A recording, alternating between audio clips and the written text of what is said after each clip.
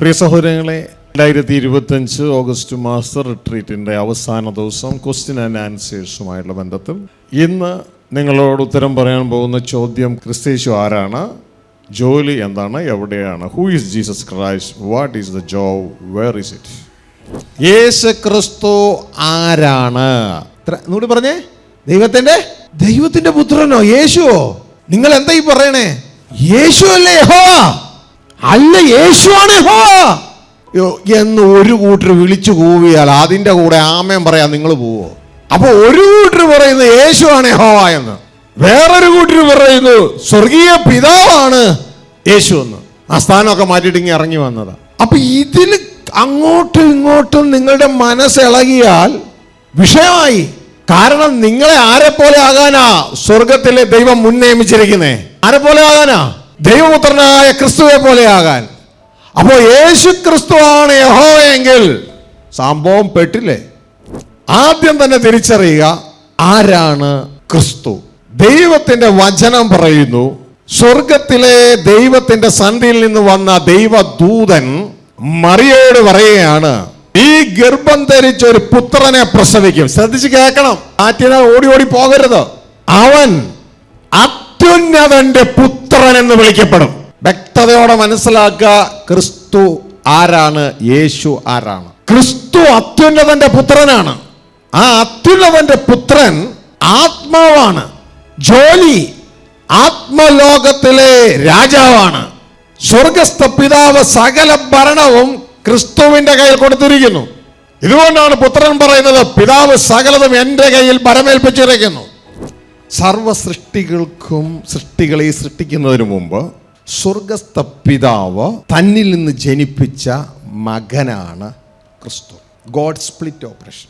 ദൈവത്തിന്റെ വചനത്തിൽ ജനിപ്പിച്ചു എന്ന് പറയുന്നത് കൊണ്ട് ഞാൻ അവിടെ ഒതുങ്ങാൻ ആഗ്രഹിക്കുന്നു. ജനിപ്പിച്ചു എന്ന് പറയുമ്പോൾ പലരെയും ചിന്ത സൃഷ്ടിച്ചു എന്നാക്കി വരും. ദൈവവചനത്തിൽ അത് പറയാത്തത് കൊണ്ട് ഞാനത് പറയുന്നില്ല. പക്ഷേ ഇത് കട്ട് ചെയ്തിട്ട് ആളുകൾ പോസ്റ്റ് ചെയ്യും, ഈ വ്യക്തി അത് പറഞ്ഞെന്നും പറഞ്ഞു, സൃഷ്ടിച്ചെന്നും പറഞ്ഞു. ദൈവത്തിന്റെ വചനത്തിൽ പറയുകയാണ്, കൊളോസ്യ ലേഖനം 1:15, ദാ ക്രിസ്തു ആരെന്നാണ് ഈ ചോദ്യം. തുടങ്ങാൻ പോവുകയാണ്. സർവ സൃഷ്ടികൾക്ക് മുമ്പ് ദൈവത്തിൽ നിന്ന് ജനിച്ച ദൈവപുത്രനാണ് ക്രിസ്തു. അതുകൊണ്ടാണ് ഈ മോൻ ഈ പിതാവിനെ പിതാവേ എന്ന് വിളിക്കുന്നത്, ഈ പിതാവ് ഇവൻ എൻ്റെ പ്രിയപുത്രൻ എന്ന് വിളിക്കുന്നത്. ഇന്ന് പലരുടെയും അഭിപ്രായം യഹോവ ക്രിസ്തുവാണ്, ഇനി യഹോവയല്ലാതെ വേറൊരു ദൈവമുണ്ട്, അതാണ് പിതാവായ ദൈവം. അങ്ങനെയെങ്കിൽ ഒന്നാമത്തെ കൽപ്പനയുടെ പാപത്തിൽ വീണു ഔട്ടാ. യഹോവയല്ലാതെ വേറൊരു ദൈവം, ഞാനല്ലാതെ വേറൊരു ദൈവം നിങ്ങൾക്ക് ഉണ്ടാകരുത്. ഇവിടെ യേശു ക്രിസ്തു യഹൂദന്മാരോട് സംസാരിക്കുകയാണ്. നിങ്ങളുടെ ബൈബിളിൽ ഞാൻ എന്നെ വിശ്വസിക്കരുത്, ബൈബിൾ വിശ്വസിക്കുക. ഞാൻ എന്നെ തന്നെ മഹത്വപ്പെടുത്തിയാൽ എൻ്റെ മഹത്വം ഏതുമില്ല. എന്നെ മഹത്വപ്പെടുന്നത് എൻ്റെ പിതാവാകുന്നു. എൻ്റെ പിതാവ്, യേശുവിൻ്റെ പിതാവ് എൻ്റെ പിതാവാകുന്നു. അവനെ നിങ്ങൾ നിങ്ങളുടെ ദൈവമെന്ന്, യഹൂദന്മാരുടെ ദൈവമെന്ന് പറയുന്നു. യഹൂദന്മാരുടെ ദൈവത്തിന്റെ പേരെന്താ? യഹോവ. ആ യഹോവ ആരാന്ന് യേശു പറയണേ? വായിച്ചു നോക്കവിടെ. യഹോവ ആരാന്ന് പറയണേ? എൻ്റെ പിതാവാ. എൻ്റെ പിതാവിനെയാണ് നിങ്ങൾ നിങ്ങളുടെ ദൈവം എന്ന് പറയുന്നേ. നിങ്ങൾ ശ്രദ്ധിച്ചിട്ടുണ്ടോ? ബൈബിളിൽ പല ഭാഗത്തും പലതും പറഞ്ഞിട്ടുണ്ട്. യഹോവയെ കണ്ടു, യഹോവയുടെ തേജസ് കണ്ടു, മുഖാമുഖമായി കണ്ടു എന്നൊക്കെ പറഞ്ഞിട്ടുണ്ട്, ഇല്ലേ? എല്ലാം പറഞ്ഞിട്ട് ഇതെല്ലാം കഴിഞ്ഞ ഒരാളാ, ഇതെല്ലാം വായിച്ചതും കഴിഞ്ഞതും ഒക്കെ ആയിട്ടുള്ള ഒരാളാണ് യേശുക്രിസ്തുവിന്റെ മുമ്പിൽ നിൽക്കുമ്പോൾ യേശുക്രിസ്തു പറഞ്ഞൊരു കാര്യം, എന്നെ കണ്ടവൻ പിതാവിനെ കണ്ടു എന്നെല്ലാം പറഞ്ഞ ശേഷം യോഹന്നാൻ ലേഖനം എഴുതുമ്പോ യോഹന്നാൻ പറയുകയാണ്, എല്ലാം കഴിഞ്ഞട്ടോ, എല്ലാം കഴിഞ്ഞു. മോശ കണ്ടതും കഴിഞ്ഞു, അബ്രഹാം കണ്ടതും കഴിഞ്ഞു, സകലതും കണ്ടതും കഴിഞ്ഞു. എല്ലാം യേശുവിന്റെ കൂടെ നിന്ന് എന്നെ കണ്ടവൻ പിതാവിനെ കണ്ടിരിക്കുന്നു. ഇതെല്ലാം കഴിഞ്ഞിട്ട് യോഹന്നാൻ പറയുക, ദൈവത്തെ ആരും ഒരു നാളും കണ്ടിട്ടില്ല. അപ്പൊ ഈ കണ്ടെന്ന് പറയുന്നതൊക്കെ തേജസ് കണ്ടതാണ്. ഞാനും കണ്ടിട്ടുണ്ട് ദൈവത്തെ. എന്റെ ജീവിതത്തിന്റെ തുടക്കം, ആത്മീയ മണ്ഡലത്തിന്റെ തുടക്കം ഒരു സ്വർഗീയ സന്ദർശനമായിരുന്നു. യേശു ദൈവപുത്രൻ എന്ന് സ്വീകരിക്കുന്നവരിൽ ആരായിട്ട് സ്വീകരിക്കാനാ യേശുവിനെ നമ്മളോട് പറഞ്ഞേ? ദൈവപുത്രൻ. നമ്മളോട് പറഞ്ഞതൊക്കെ ചെയ്താൽ മതി, അതിന്റെ അപ്പുറത്തേക്കൊന്നും പോകണ്ട. എന്താ നമ്മളോട് പറഞ്ഞേ? യേശു ദൈവത്തിന്റെ പുത്രനാണ്. ഹല്ലേലൂയ എന്ന് നീ സ്വീകരിക്കണം. ഇനി ഈ വചനത്തോട് അത് അങ്ങനെയല്ലല്ലോ ബ്രദറെ, അത് ഇങ്ങനെയും കൂടി ചേർക്കണ്ടേ? വചനത്തോട് കൂട്ടി ചേർക്കാൻ നിനക്ക് ധൈര്യം ഉണ്ടെങ്കിൽ ചേർത്തോ. ഞാൻ ചേർക്കൂല. കാരണം എൻ്റെ പേര് ജീവിതത്തിൽ നിന്ന് പോകാൻ ഞാൻ ആഗ്രഹിക്കുന്നില്ല. അപ്പോൾ സ്വർഗസ്ഥ പിതാവ് മറുരൂപ മലയിൽ വെച്ച് അപ്പസ്തോലന്മാരോട് പറയുകയാണ്, ഇവൻ ആരാന്നറിയാമോ? എൻ്റെ റീപ്ലേസ്മെന്റ് ആണെന്നല്ല പറഞ്ഞത്, ഇവൻ എൻ്റെ പ്രിയ പുത്രനാണ്. ഇവന് ചെവി കൊടുക്കുക. എന്താ ഇവന് ചെവി കൊടുക്കാൻ പറഞ്ഞത്? ഇവൻ മുഖാന്തരമാണ് ഞാൻ നിങ്ങളോട് സംസാരിക്കുന്നത്. യേശു ക്രിസ്തു പറയാണ്, ഞാൻ ദൈവത്തിന്റെ പുത്രനാണ്. യേശുവിനെ പോലെ ക്രിസ്തുവിനെ പോലും വിശ്വാസമില്ലാത്ത ക്രിസ്ത്യാനികൾ. അപ്പോ പത്രോസ് പറയുന്നു, നീ ആരാണ്? ദൈവത്തിന്റെ പുത്രനായ മിശിഹയാണ്, ക്രിസ്തുവാണ്. ദൈവപുത്രനാണ് മിശിഹ. മനസ്സിലാവുന്നുണ്ടോ? ഹല്ലേലൂയ. ഇത് പറഞ്ഞപ്പോ യേശു ചാടിക്കേറി പറഞ്ഞു, അല്ലല്ലോ പത്രോസേ, നിനക്ക് മൊത്തം തെറ്റി, നീ എവിടെയാ പഠിച്ചേ എന്ന് വല്ലതും ചോദിച്ചോ? ഞാൻ അങ്ങനെയൊന്നുമല്ല, ഞാനാണ് അത്യുന്നതനായ ദൈവം പത്രോസേ, നിനക്ക് അറിഞ്ഞുകൂടെ എന്നൊന്നുമല്ല യേശു പറഞ്ഞേ. നിന്നെ ഇത് പഠിപ്പിച്ചത് വേറെ ആരുമല്ല, എൻ്റെ അപ്പനാ. എൻ്റെ അപ്പനാ നിന്നെ ഇത് പഠിപ്പിച്ചേ. യേശുവേ മഹോന്നതനായ ദൈവത്തിന്റെ പുത്ര. അപ്പൊ അവർക്ക് ബോധമുണ്ട്, നമുക്ക് ആ ബോധമില്ലാത്ത. യേശുവേ മഹോന്നതനായ ദൈവത്തിന്റെ പുത്ര. ഹല്ലേലൂയ. ഇതാണ് പിതാവ് പറഞ്ഞത്, ഇവൻ എൻ്റെ പുത്രൻ, ഇന്ന് ഞാൻ നിന്നെ ജനിപ്പിച്ചിരിക്കുന്നു, ഞാൻ എൻ്റെ രാജാവിനെ സിയോനെ വാഴിച്ചിരിക്കുന്നു, നീ വഴി വെച്ച് നശിച്ചു പോകാതിരിപ്പാൻ ഈ പുത്രനെ ചുംബിക്കുക. സങ്കീർത്തനം 2 പറഞ്ഞത് മുഴുവൻ യഹോവയും യഹോവയുടെ അഭിഷിക്തനും ഒന്നും പറഞ്ഞുകൊണ്ട് അവിടെ യഹോവയും യഹോവയുടെ അഭിഷിക്തനും. ഇത് രണ്ടും ഒരാളല്ല, ഇത് രണ്ടും രണ്ടുപേരാ. ഒരാൾ അപ്പൻ, ഒരാൾ മകൻ. അവർ യേശുവിനെ ആരായിട്ട് പ്രസംഗിച്ച്? യേശു തന്നെ ദൈവപുത്രൻ എന്ന് പള്ളികളിൽ പ്രസംഗിച്ചു. ഇന്ന് പ്രസംഗിക്കാൻ പറ്റുമോ എൻ്റെ കുഞ്ഞുങ്ങളെ? ദൈവപുത്രൻ എന്ന് സമ്മതിക്കുമോ? എന്തുവാടോ യേശുവിനെ നീ കുറച്ചാക്കിയത്? കുറച്ചാക്കിയത് യേശു ദൈവപുത്രനെന്ന് അല്ലടോ, യേശുവാടോ അത്യുന്നതനായ ദൈവം. ഹല്ലേലൂയ. അതെങ്ങനെയാകും? അതോടെ ത്രിയേകത അതെവിടെയുണ്ട് ബൈബിളിൽ? അതൊക്കെ ഉണ്ട്. ധാന്യപുത്രനെ പരിശുദ്ധാത്മാവിനെ മാത്രമല്ലേ സ്നാനം കഴിപ്പിക്കാൻ പറഞ്ഞേ? അതുകൊണ്ട് അവിടെ എങ്ങും പറഞ്ഞിട്ടില്ലല്ലോ ഒരു ത്രിയേക ദൈവത്തെ. പിതാവ് സത്യമാണ്, പുത്രന് സത്യമാണ്, പരിശുദ്ധാത്മ സത്യമാണ്. ആ പിതാവ് പുത്രൻ പരിശുദ്ധാത്മ എന്ന് പറയുന്നത് ദൈവപുത്രനായ ക്രിസ്തുവിലുള്ള പ്രവർത്തനമാണ്. അതൊരു ഏകീകൃത പ്രവർത്തനമാണ്. അതിൻ്റെ പേരാണ് ലോ ഓഫ് ദ സ്പിരിറ്റ്. അത് ക്രിസ്തുവിലുണ്ടായ ആ നിയമം നമ്മൾ ഉപയോഗിച്ചാൽ നമ്മൾ രക്ഷപ്പെട്ടു. സ്വർഗത്തിലും ഭൂമിയിലും സകല അധികാരവും എനിക്ക് നൽകപ്പെട്ടിരിക്കുന്നു. പക്ഷെ എടുക്കാൻ പറ്റുന്നില്ല. ഭൂമിയിൽ അധികാരം എടുക്കാൻ പറ്റത്തില്ല. അതെടുക്കാൻ പോവാ. ഇന്ന് മുഖാന്തര ഭരണമാണ്. നമ്മളിലൂടെ വാഴണം. നമ്മൾ ക്രിസ്തുവിനെ അനുസരിച്ചാൽ, ദൈവത്തിന്റെ ആത്മാവിനെ അനുസരിച്ചാൽ നമ്മളിലൂടെ ഇന്ന് ദൈവത്തിന്റെ ഭൂമിയിൽ വാഴാം. നമ്മളിലൂടെ അത്രേ പറ്റുള്ളൂ. ഹല്ലേലൂയ. പക്ഷെ അടുത്ത സ്റ്റേജ് യേശു ക്രിസ്തു ദൈവപുത്രൻ ഡയറക്റ്റ് ആയിട്ട് ജെറുസലേം തലസ്ഥാനമാക്കി വാഴും. അത് മുഖാന്തര ഭരണമാണ്. അതല്ല, അതിന്റെ അടുത്ത സ്റ്റേജ് പുതിയ ആകാശം പുതിയ ഭൂമിയും വരും. അന്ന് യഹോവ സർവ്വഭൂമിക്കും രാജാവാകും. ഇതാ ദൈവം മനുഷ്യരോട് കൂടാരമടിക്കും. ഹല്ലേലൂയ. അപ്പോ പുത്രൻ എല്ലാ അധികാരങ്ങളും എല്ലാ കിങ്ഡം എല്ലാം നമ്മളെ എല്ലാ പിതാവിനെ ഏൽപ്പിച്ചിട്ട് ആ പിതാവിന് കീഴടങ്ങി ഇരിക്കാം.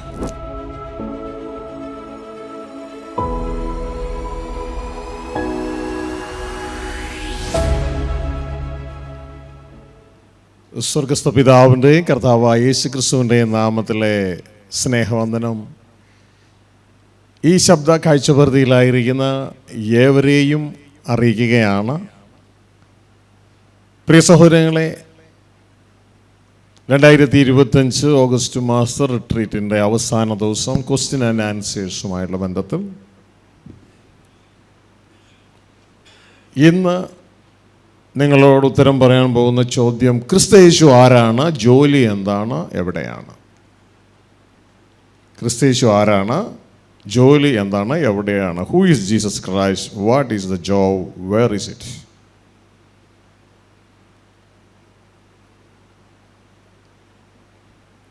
എന്താണ് ഇത് നാം മനസ്സിലാക്കേണ്ട ആവശ്യകത എന്ന് പറഞ്ഞാൽ,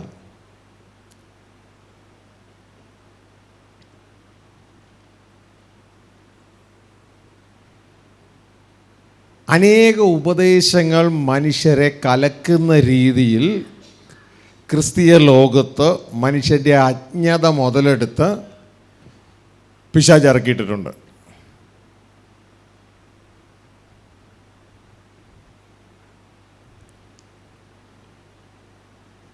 നമ്മൾ ഡയറക്റ്റായിട്ടോ ഇൻഡയറക്റ്റ് ആയിട്ടോ ആ സന്ദേശങ്ങൾ കേൾക്കുമ്പോൾ നമ്മളുടെ മുൻപിൽ ഇതിനു മുമ്പ് പഠിച്ചു വച്ചിട്ടുള്ള ബൈബിൾ വചനങ്ങളെ പിഴുതെറിയാൻ വേണ്ടിയാണ് ആ സന്ദേശങ്ങളുടെ ലക്ഷ്യം. പക്ഷെ ജനം അത് തിരിച്ചറിയില്ല. നിങ്ങളുടെ ഉള്ളിൽ ഓൾറെഡി ഇട്ടിട്ടുള്ള വചനങ്ങളെ പിഴുതെറിയുക, അല്ലെങ്കിൽ കൺഫ്യൂഷനിലേക്ക് കൊണ്ടുവരിക. കലക്കുക എന്ന് പറയും ബൈബിളിൻ്റെ ഭാഷയിൽ പറഞ്ഞാൽ. അവർ നിങ്ങളെ കലക്കി എന്നാണ് ഭാഷ പറയുന്നത്. അങ്ങനെ കലക്കി കഴിഞ്ഞാൽ പിന്നെ നിങ്ങൾക്ക് ഒന്നും വ്യക്തമായി കാണാൻ പറ്റത്തില്ല.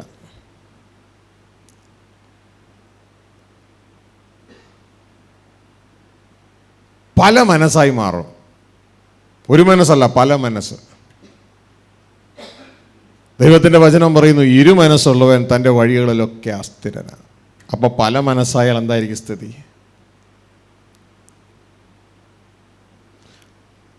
അപ്പോൾ ആദ്യം ഒരു കാര്യം മനസ്സിലാക്കണം, നാം ദൈവവചനം പഠിക്കുമ്പോൾ ആരോട് പഠിക്കുന്നു എന്ന് ചിന്തിക്കണം. 2, ബെരോവയിലുള്ളവരെ പോലെ ഇത് അങ്ങനെ തന്നെയാണെന്ന് വിശുദ്ധ വചനം നോക്കി ഉറപ്പിക്കണം. എന്നിട്ട് നിശ്ചയം പ്രാപിക്കണം. എന്ത് പ്രാപിക്കണം? നിശ്ചയം പ്രാപിക്കണം. നിശ്ചയം പ്രാപിക്കാതെ വചനം കൊണ്ട് പോയാൽ വേറൊരാൾ വേറൊന്ന് പറയുമ്പോൾ ഉടനെ അത് കൺഫ്യൂഷനായി ആളുകൾ പെട്ടെന്ന് വീണു പോകാനിടയാകും, പ്രത്യേകിച്ച് സ്ത്രീകൾ.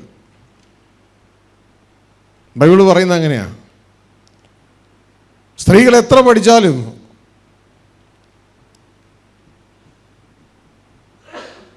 അവർക്ക് നിശ്ചയം പ്രാപിക്കാൻ ബുദ്ധിമുട്ടാണ്. അതിൽ ലീഡർ അവരാണെന്നേ ഉള്ളൂ, പുരുഷന്മാരും പിന്നോക്കമല്ല. അപ്പോൾ പഠിച്ചാൽ മാത്രം പോരാ, നിശ്ചയം പ്രാപിക്കണം. ഉപദേശത്തിൻ്റെ ഓരോ കാറ്റിനാൽ ഇങ്ങനെ കറങ്ങി കറങ്ങി നടക്കരുത്. നമ്മൾ ആത്മീയമായി വളരില്ല, ഒന്നും ബിൽഡ് ചെയ്യാൻ പറ്റില്ല നമുക്ക്. അപ്പോൾ ക്രിസ്തയേശു ആരാണ്, ജോലി എന്താണ്, എവിടെയാണ്? അപ്പോൾ ഇതുമായുള്ള ബന്ധത്തിൽ, എല്ലാ വചനങ്ങളുമായുള്ള ബന്ധത്തിൽ ഒരടിസ്ഥാന വാക്യം നമുക്ക് വായിക്കാം. 2 തിമോത്തി 3-ാം അധ്യായം 12-ാം വാക്യം മുതൽ അതിൻ്റെ 15-ാം വാക്യം വരെ ശബ്ദമുയർത്തി വായിച്ചോളൂ. എന്നാൽ ക്രിസ്തുയേശുവിൽ ഭക്തിയോടെ ജീവിപ്പാൻ മനസ്സുള്ളവർക്കെല്ലാം ഉപദ്രവമുണ്ടാകും. ദുഷ്ടമനുഷ്യരും മായാവികളും വഞ്ചിച്ചും വഞ്ചിക്കപ്പെട്ടും കൊണ്ട് മേൽക്കുമേൽ ദോഷത്തിൽ മുതിർന്നു വരും. നീയോ ഇന്നവരോട് പഠിച്ചു എന്ന് ഓർക്കുകയും ക്രിസ്തുയേശുവിലുള്ള വിശ്വാസത്താൽ നിന്നെ രക്ഷയ്ക്ക് ജ്ഞാനിയാക്കുവാൻ മതിയായ തിരുവെഴുത്തുകളെ ബാല്യം മുതൽ അറിയുകയും ചെയ്യുന്നതുകൊണ്ട് നീ പഠിച്ചും നിശ്ചയം പ്രാപിച്ചും ഇരിക്കുന്നതിൽ നിലനിൽക്കാം. കേട്ടോ? 1, ക്രിസ്തയേശുവിൽ ഭയഭക്തിയോടെ ജീവിക്കാൻ ആഗ്രഹിക്കുക.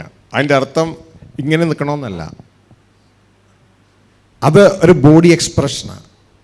നാം ക്രിസ്തുവെ അനുഗമിപ്പാൻ, അനുസരിപ്പാൻ നമ്മുടെ ജീവിതം ഏൽപ്പിച്ചു കൊടുക്കണം. അങ്ങനെ ഉണ്ടെങ്കിൽ, അങ്ങനെ നിങ്ങൾ മനസ്സ് വച്ചാൽ നിങ്ങൾക്ക് ഉപദ്രവം ഉണ്ടാകും. ദുഷ്ടമനുഷ്യരും മായാവികളും വഞ്ചിച്ചും വഞ്ചിക്കപ്പെട്ടും മേൽക്കുമേൽ ദോഷത്തിന് മുതിർന്നു വന്നുകൊണ്ടേയിരിക്കും. കാരണം നിങ്ങൾ ശത്രുവിൻ്റെ ടെറിട്ടറിയിലാണ്. കാരണം ഈ ലോകം പിശാചിൻ്റെ കീഴിലാണ്, മനുഷ്യ സാമ്രാജ്യമാണ്. നിങ്ങളോ ദൈവരാജ്യത്തിൻ്റെതാണ്. അപ്പോൾ നിങ്ങൾ എന്ത് ചെയ്യണം? നിങ്ങൾക്ക് ഉറപ്പുണ്ടാകണം, നിങ്ങൾ എന്താണ്, ആരോടാണ് പഠിച്ചത്, എന്താണ് പഠിച്ചത്. നീ ഇന്നവരോട് പഠിച്ചുവെന്നും ഓർക്കുകയും ക്രിസ്തയേശുവിലുള്ള വിശ്വാസത്താൽ നിന്നെ രക്ഷയ്ക്ക് ജ്ഞാനിയാക്കുവാൻ മതിയായ തിരുവെഴുത്തുകളെ ബാല്യം മുതൽ അറിയുകയും ചെയ്യുന്നത് കൊണ്ട് നീ പഠിച്ചും നിശ്ചയം പ്രാപിച്ചു. പഠിച്ചാൽ മാത്രം പോരാ, എന്ത് പ്രാപിക്കണം? നിശ്ചയം പ്രാപിക്കണം. ഒന്ന് പറഞ്ഞേ, പഠിക്കണം, നിശ്ചയം പ്രാപിക്കണം.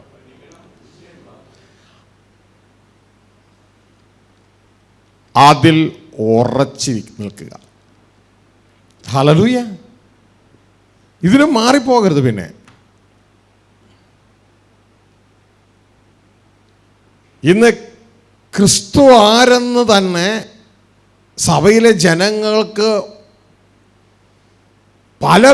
പലവിധമായ ഐഡിയകളാണ്. ഓരോ ദിവസവും പലവിധമായ ഐഡിയകൾ.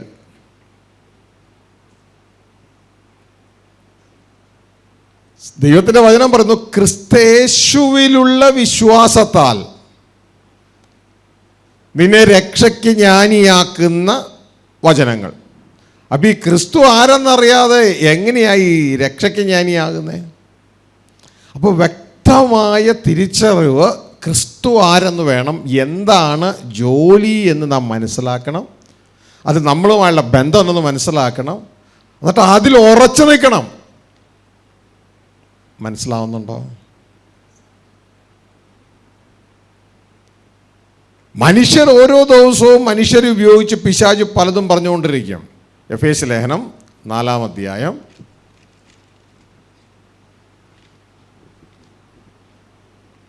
14-15 വാക്യം. അങ്ങനെ നാം ഇനി മനുഷ്യരുടെ ചതിയാലും ഉപായത്താലും തെറ്റിച്ചു കളയുന്ന തന്ത്രങ്ങളിൽ കുടുങ്ങിപ്പോകുവാൻ തക്കവണ്ണം ഉപദേശത്തിൻ്റെ ഓരോ കാറ്റിനാൽ അലഞ്ഞുഴലുന്ന ശിശുക്കളായിരിക്കാതെ സ്നേഹത്തിൽ സത്യം സംസാരിച്ചുകൊണ്ട് ക്രിസ്തു എന്ന തലയോളം സകലത്തിലും വളരുവാൻ ഇടയാകും. ശ്രദ്ധിക്കുക, മനുഷ്യരുടെ ചതി, മനുഷ്യരിലൂടെ പിശാച് ചതിക്കും, മനുഷ്യർ ചതിക്കും. കാരണം മനുഷ്യൻ്റെ ഉള്ളിൽ സംഘടനാ ഭ്രമമാണ്. പിശാചിൻ്റെ ഉള്ളിൽ അതല്ല. ദുഷ്ടന്റെ രാജ്യം നിലനിൽക്കാൻ തക്കവണ്ണം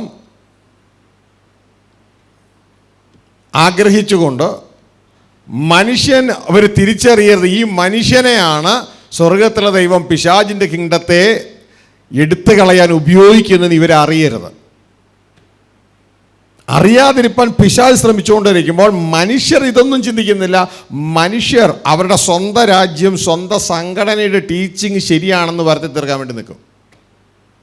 അപ്പോൾ ഇത് രണ്ടും തിരിച്ചറിയണം. പിശാച് അവൻ്റെ ഭരണം റീപ്ലേസ് ചെയ്യുന്നത് നിങ്ങളാണെന്ന് തിരിച്ചറിയാതിരിക്കാൻ അവൻ നിൽക്കും. മനുഷ്യർ മരിച്ചു പോകുന്ന മനുഷ്യർ അവർ സ്വകേന്ദ്രീകൃത ജീവിതമായതുകൊണ്ട് തങ്ങൾ പറഞ്ഞത്, തങ്ങളുടെ സംഘടനകൾ പറഞ്ഞത് ശരിയാണ് എന്ന് പറഞ്ഞ് വാദിച്ചുകൊണ്ട് അവർ നിൽക്കും. ഇതുകൊണ്ടാണ് ബൈബിൾ പറയുന്ന ഉപദേശത്തിൻ്റെ ഓരോ കാറ്റിനാൽ, ഓരോരുത്തർക്കും ഓരോ ടൈപ്പ് ഉപദേശം, ഓരോ കാറ്റിനാൽ അലഞ്ഞുഴലുന്ന ശിശുക്കളായിരിക്കാതെ സ്നേഹത്തിൽ സത്യം സംസാരിച്ച്, അതിൻ്റെ അർത്ഥം സത്യത്തിൽ ജീവിക്കണം, ജീവിച്ച ക്രിസ്തുവാകുന്ന തലയോളം സകലത്തിനും വളരുവാനിടയാകും. കാരണം നമ്മുടെ വളർച്ചയുടെ പൂർത്തി എന്ന് പറയുന്നത് ക്രിസ്തുവിൻ്റെ പൂർണ്ണതയാണ്. ഹല്ലേലൂയ. ക്രിസ്തുവെ പോലെ ആകാനാണ് നമ്മളെ മുൻ നിയമിച്ചിരിക്കുന്നത്. തിരിച്ചറിയണം. സഹോദരിമാർ പ്രത്യേകിച്ചത് മനസ്സിലാക്കണം. ദൈവത്തിൻ്റെ വചനം 2 തിമോത്തി 3-ാം അധ്യായം 7-ാം വാക്യം പറയുകയാണ്, എപ്പോഴും പഠിച്ചിട്ടും പരിജ്ഞാനം പ്രാപിക്കാത്ത സഹോദരന്മാരും ഉണ്ട് ആ കൂട്ടത്തിൽ. ഒന്ന് വായിച്ചേ. എപ്പോഴും പഠിച്ചിട്ടും ഒരിക്കലും സത്യത്തിന്റെ പരിജ്ഞാനം പ്രാപിപ്പാൻ കഴിയാത്ത പെണ്ണുങ്ങളെ സ്വാധീനമാക്കുകയും ചെയ്യുന്നവർ ഈ കൂട്ടത്തിലുള്ളവർ ആകുന്നു. അപ്പോൾ ഒരു കൂട്ടരുണ്ട്, അവർക്ക് സത്യമൊന്നുമല്ല വിഷയം, അവർക്ക് അവരായിരിക്കുന്ന ഡിനോമിനേഷൻ്റെ ടീച്ചിങ് ആണ് വിഷയം. അപ്പോൾ ഇവർ സമീപിക്കുന്നത് പെണ്ണുങ്ങളെ ആയിരിക്കും ആദ്യം, ആണുങ്ങളെ അല്ല. കാരണം പെണ്ണുങ്ങളാ പെട്ടെന്ന് വീഴുക, ഓഫറിൽ വീഴുന്നതാണ് ഇവർ. കാരണം ഇവർ ദൈവവചനം പറയുന്നു എപ്പോഴും പഠിച്ചിട്ട്, എപ്പോൾ നോക്കിയാലും ബൈബിളും പിടിച്ചുകൊണ്ടിരിക്കുക, കുത്തിരിപ്പ. നല്ല കാര്യമാണ്, പക്ഷേ നിശ്ചയം പ്രാപിക്കണം. എപ്പോഴും പഠിച്ചിട്ടും ഒരിക്കലും സത്യത്തിൻ്റെ പരിജ്ഞാനം പ്രാപിക്കാൻ കഴിയാത്ത പെണ്ണുങ്ങളെ സ്വാധീനമാക്കുകയും ചെയ്യുന്നവർ ഈ കൂട്ടത്തിലുള്ളവരാകുന്നു. അതിൻ്റെ താഴെയാണ് പറയുന്നത്, നീ പഠിച്ചും നിശ്ചയം പ്രാപിച്ചും ഉള്ളത് നിലനിൽക്കണം. നീ ആരോട് പഠിക്കുന്നു എന്ന് തിരിച്ചറിയണം. ഹല്ലേലൂയ. നീ സംഘടനകളോടാണോ പഠിക്കുന്നത്, അതോ ദൈവത്തിൽ നിന്നാണോ നീ പഠിക്കുന്നതെന്ന് തിരിച്ചറിയണം. നീ പഠിച്ചത് നീ ഉപയോഗിക്കുമ്പോൾ അതിൽ റിസൾട്ട് ഉണ്ടോ എന്ന് തിരിച്ചറിയണം. അപ്പോൾ ഉപദേശത്തിൻ്റെ ഓരോ കാറ്റുകളാണ്, ഓരോരോ കാറ്റുകൾ. അപ്പോൾ യേശുക്രിസ്തു ആരാണെന്ന് നിങ്ങൾ വ്യക്തതയോടെ അറിയണം. കാരണം എന്തിനാ നമ്മളത് അറിയണേ?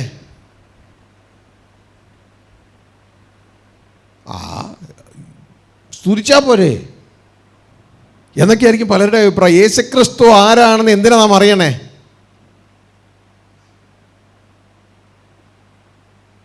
എനിബഡി ശബ്ദമൂർത്തി പറയാമോ? നിങ്ങൾ പഠിച്ച നിശ്ചയം പ്രാപിച്ചിരിക്കണ എന്തുവാ? ചോദ്യം അതല്ല, എവിടമ്പത്തോളം വളരണമെന്നല്ല. യേശുക്രിസ്തു ആരാണ്? എന്നൂടി പറഞ്ഞേ.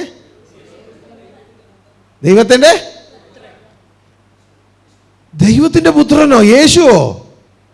നിങ്ങൾ എന്താ ഈ പറയണേ? യേശു അല്ലേ യഹോവ? അല്ല, യേശുവാണ് യഹോവ.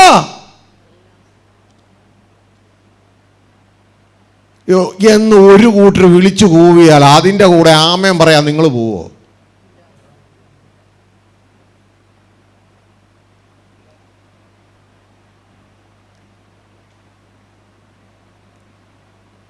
അപ്പൊ ഒരു കൂട്ടർ പറയുന്നത് യേശുവാണ് യഹോവ എന്ന്,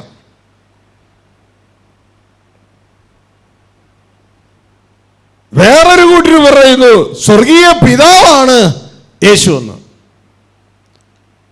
ആ സ്ഥാനമൊക്കെ മാറ്റിയിട്ട് ഇങ്ങനെ ഇറങ്ങി വന്നതാ.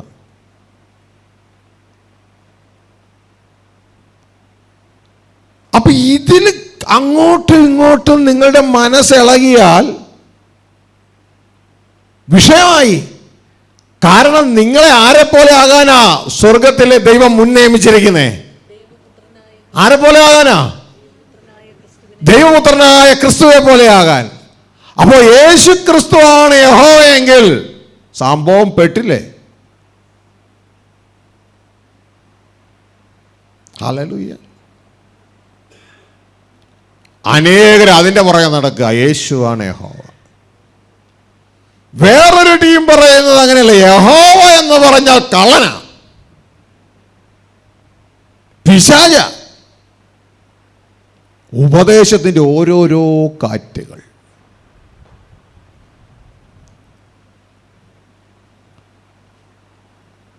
ഇതിൻ്റെയൊക്കെ നടുവിൽ ആരാണ് ക്രിസ്തു, ആരാണ് യേശു എന്ന് വ്യക്തതയോടെ നമ്മൾ അറിയേണ്ടതിൻ്റെ കാരണം എന്ന് പറയുന്നത്, ആ ക്രിസ്തുവിനെ പോലെ ആകാനാണ് എന്നെ മുൻ നിയമിച്ചിരിക്കുന്നത്. അതുകൊണ്ട് ഞാൻ വ്യക്തമായി തിരിച്ചറിയണം ഈ യേശു ക്രിസ്തു ആരാണെന്ന്. അല്ലെങ്കിൽ എനിക്കതിങ്ങോട്ട് എത്താൻ പറ്റത്തില്ല. കാരണം ക്രിസ്തുവാകുന്ന തലയോളമാണ് ഞാൻ വളരേണ്ടേ.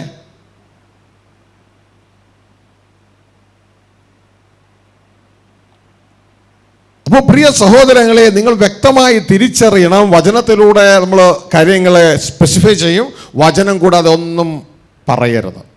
ഊഹാപോഹങ്ങളിലല്ല നമ്മുടെ വിശ്വാസം പോകേണ്ടത്, മണ്ണിന്മേലല്ല മണലിലല്ല നമ്മുടെ വിശ്വാസ ജീവിതം പടുത്തുയർത്തേണ്ടത്.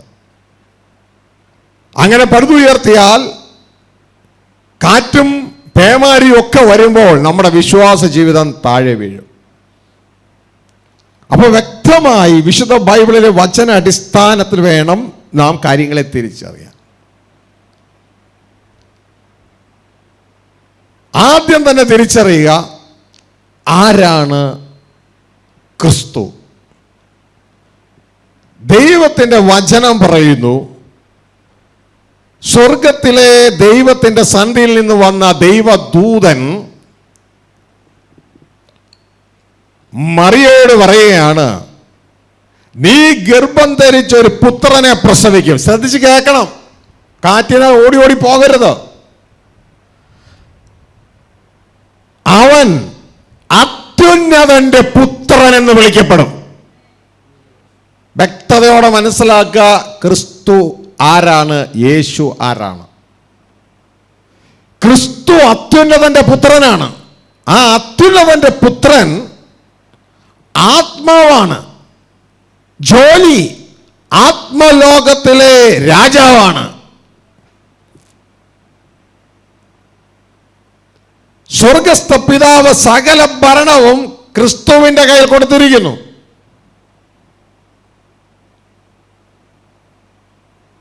ഇതുകൊണ്ടാണ് പുത്രൻ പറയുന്നത്, പിതാവ് സകലതും എൻ്റെ കയ്യിൽ ഭരമേൽപ്പിച്ചിരിക്കുന്നു.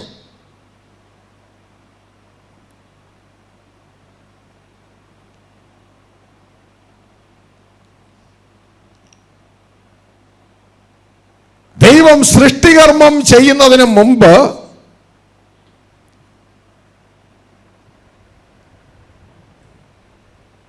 ഈ പുത്രനെ ജനിപ്പിച്ചു. ആ പുത്രന്റെ പേരാണ് വചനം, ക്രിസ്തു. ആ പുത്രന് തന്റെ വചനം കൊടുത്തിട്ടാണ് പുത്രൻ മുഖാന്തരം സകലതും സൃഷ്ടിച്ചത്.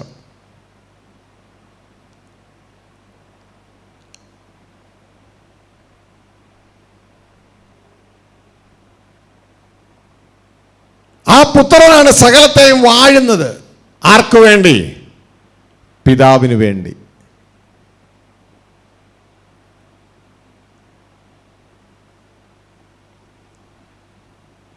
ഇതുകൊണ്ടാണ് ദൈവത്തിന്റെ വചന സങ്കീർത്തന പുസ്തകത്തിൽ ഇങ്ങനെ പറയുന്നത്, യഹോവ പറയുകയാണ്, എൻ്റെ രാജാവിനെ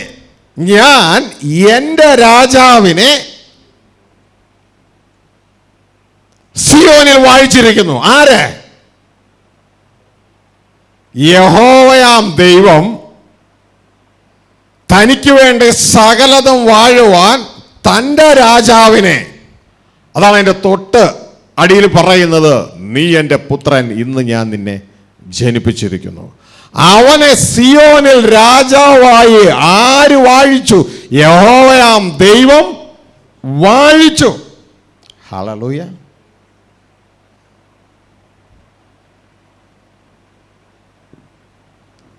ആ യഹോവയെ കുറിച്ച് ദൈവത്തിന്റെ വചനം പറയുകയാണ്,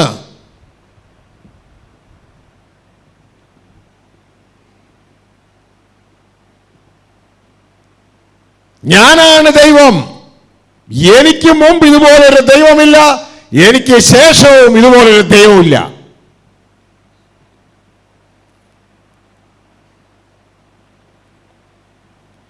ആ യഹോവ പറയുകയാണ്, ഞാൻ എൻ്റെ രാജാവിനെ സിയോനിൽ വാഴിച്ചിരിക്കുന്നു. ആ രാജാവ് വേറെ ആരുമല്ല, തൻ്റെ അഭിഷിക്തനായ പുത്രനായ ക്രിസ്തുവാണ്. ഇതുകൊണ്ടാണ് ക്രിസ്തു എവിടെയും പറയുന്നത്, പിതാവ് എല്ലാം എൻ്റെ കയ്യിൽ ഭരമേൽപ്പിച്ചിരിക്കുന്നു. പക്ഷെ ഒരിടത്തെ ഭരണം എൻ്റെ കയ്യിലില്ല. എല്ലാം ഏൽപ്പിച്ചെങ്കിലും ഒരിടത്തെ ഭരണം എൻ്റെ കയ്യിലില്ല. ആ ഭരണമാണ് ഭൂമിയിലെ ഭരണം. അത് സ്വകേന്ദ്രീകൃതമായ മനുഷ്യന്റെ കയ്യിലായി പോയി. അതിൻ്റെ മുകളിലെ ലോകം എന്ന് പറയുന്ന സ്ഥലം പിശാചിന്റെ കീഴിലായിപ്പോയി. അതിനെ തിരിച്ചു പിടിച്ച് പിശാചിന്റെ പ്രവർത്തികളെ ഇല്ലാതെയാക്കി ഈ മണ്ഡലം തിരിച്ചു പിടിച്ച് ഇവിടുത്തെ അധികാര കാര്യങ്ങളെല്ലാം ക്രമപ്പെടുത്തിയതിന് ശേഷം ഈ മണ്ഡലം കൂടെ പിതാവിനെ ഏൽപ്പിക്കാനാണ് എന്നെ അയച്ചേക്കണേ. ഒടുക്കത്തെ ശത്രുവായ മരണവും നീങ്ങിപ്പോകും. എല്ലാ വാഴ്ചകളും അധികാരങ്ങളും എല്ലാത്തിനെയും ആയുധവർഗം വെപ്പിച്ച് എല്ലാത്തിനെയും മാറ്റിയിട്ട് അവസാനം ഈ കിങ്ഡം കൂടെ പിതാവിന്റെ കയ്യിലേക്ക് ഏൽപ്പിക്കും. എന്നിട്ട് പുത്രൻ ആ പിതാവിന് കീഴടങ്ങിയിരിക്കും.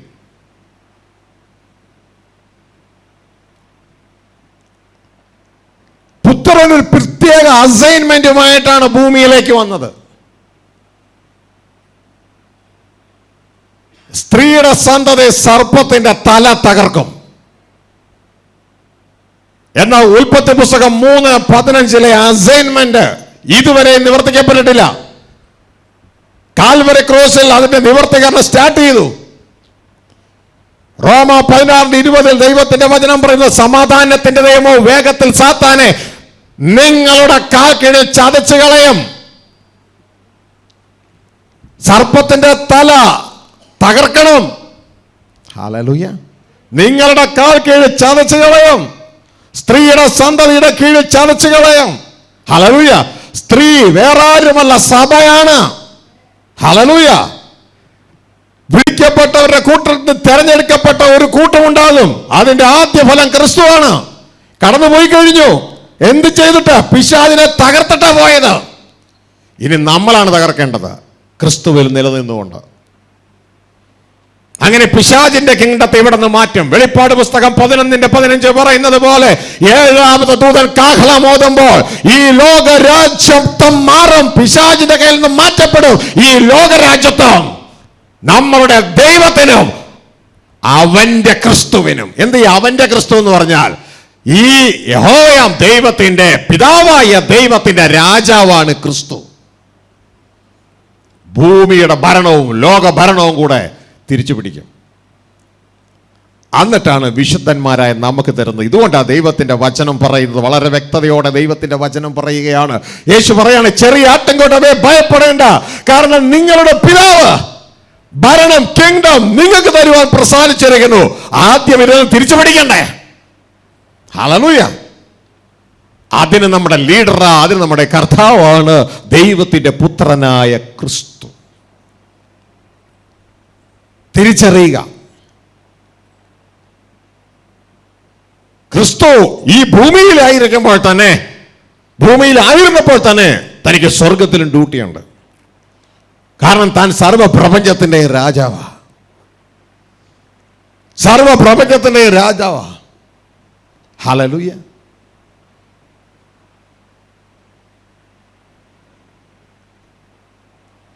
നദനേൽ അത്തിയുടെ കീഴിലിരിക്കുക. യേശു നദനേലിനെ കണ്ടപ്പോൾ പറഞ്ഞു, നീ അത്തിയുടെ കീഴിലിരിക്കുമ്പോൾ ഞാൻ കണ്ടായിരുന്നു എന്ന് പറഞ്ഞു. അപ്പൊ പുള്ളി ചോദിച്ചു, അതെങ്ങനെ? അപ്പൊ യേശു പറഞ്ഞു, ഇതിലും വലിയത് നിങ്ങൾ കാണുമെന്ന് പറഞ്ഞു. മനുഷ്യപുത്രൻ സ്വർഗത്തിൽ കയറുന്നതും ഇറങ്ങുന്നതും, ദൂതന്മാർ അവന്റെ അടുക്കൽ കയറുന്നതും ഇറങ്ങുന്നതൊക്കെ നിങ്ങൾ കാണുന്നു. ഹല്ലേലൂയ. കാരണം തനിക്ക് ഭൂമിയിലുള്ളപ്പോൾ തന്നെ സ്വർഗത്തിൽ ഡ്യൂട്ടിയുണ്ട്. കാരണം താൻ രാജാവാണ്, സർവപ്രപഞ്ചത്തിന്റെ രാജാവായി സ്വർഗത്തിലെ ദൈവം തന്നെ ഓർഡർ ചെയ്തിരിക്കുക. യഹോവയായ ദൈവം എന്നെ ഓർഡർ ചെയ്തിരിക്കുക. ജോലി വേറെ ആരെ ഏൽപ്പിച്ചിട്ട് പോകുന്നത് നമ്മൾ കാണുന്നില്ല. ഓൺ ഡ്യൂട്ടിയില്ല. അവിടെയും പോകണം, ഇവിടെയും പോകണം, രണ്ടും ചെയ്യണം. ദൂതന്മാർ ബിസി, കാരണം ഇറങ്ങുന്നു കയറുന്നു. ഹല്ലേലൂയ. എങ്ങനെ? എനിക്കൊരു സമയത്ത് ദുബായിൽ പോണ ഇടയ്ക്ക് ഇവിടെയും വേണം, രണ്ടിടത്തും പരിപാടിയുണ്ട്. ഒരു എക്സാമ്പിൾ പറഞ്ഞതേ ഉള്ളൂ. യേശുക്രിസ്തു ചിന്തിക്കുന്ന പോലെ നിസ്സാര ആളൊന്നുമല്ല, സർവപ്രപഞ്ചത്തിന്റെ രാജാവാ. ഇതാണ് ആത്മലോകത്തിലെ പിശാചുക്കൾ ഈ ഭൂമിയിൽ വെച്ച് യേശുവിനെ കാണുമ്പോൾ പറയുന്നത്, മഹോന്നതനായ ദൈവത്തിന്റെ പുത്ര. നീ ആരാണ്? മഹോന്നതനായ ദൈവത്തിന്റെ മകനാ നീ. ഇന്ന് ഒരു കൂട്ടം ക്രിസ്ത്യാനികൾ ചെയ്യുന്നത്, പിശാചിനാൽ ഇടപെട്ട് ഈ യേശു ക്രിസ്തുവിനെ കൊണ്ട് സ്വർഗസ്ഥ പിതാവിനെ അങ്ങ് റീപ്ലേസ് ചെയ്യാൻ നോക്കുക. ഇത് മഹാപാപമാണ്, മഹാപാപം. അവസാനം യേശു സ്വർഗസ്ഥ പിതാവിന്റെ പേരും പറഞ്ഞ് ന്യായവിധിയിൽ അവരെ നീക്കം ചെയ്യും. എന്നെ കർത്താവേ കർത്താവ് എന്ന് പറയുന്നവനല്ല, എൻ്റെ പിതാവിന്റെ ഇഷ്ടം ചെയ്യുന്നവനാണ് സ്വർഗരാജ്യത്തിൽ പ്രവേശിക്കുകയുള്ളൂ. ഹല്ലേലൂയ. പ്രിയ സഹോദരങ്ങളെ, രത്നച്ചുരുക്കമായി ചില കാര്യങ്ങൾ നിങ്ങളോട് പറഞ്ഞു പോയി. ഇത് ബൈബിളിലെ വചനത്തിലൂടെ നമുക്കൊന്ന് ഉറപ്പിക്കാം. എന്നിട്ട് നിങ്ങൾ ഇളകരുത്. കാരണം ഈ യേശുക്രിസ്തുവിനെ പോലെ ആകാനാണ് നമ്മളെ മുന്നേമിച്ചിരിക്കുന്നത്.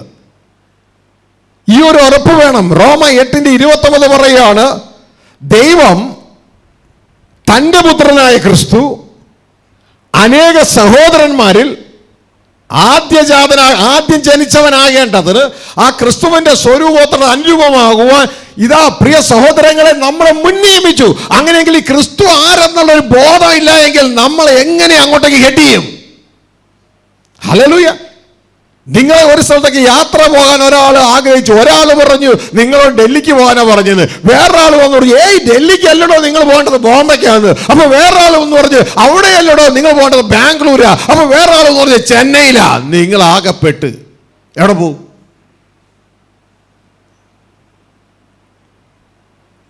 കൺഫ്യൂഷനിലേക്ക് ആകരുത്.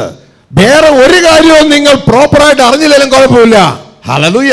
ഈ ഒരു കാര്യം വ്യക്തമായിട്ട് അറിയണം. കാരണം നിങ്ങളെ അപ്പോയിന്റ് ചെയ്തിരിക്കുന്നത്, ലോക സ്ഥാപനത്തിന് മുമ്പേ മുൻ നിയമിച്ചിരിക്കുന്നത് ക്രിസ്തുവെ പോലെയായി തീരാനാ.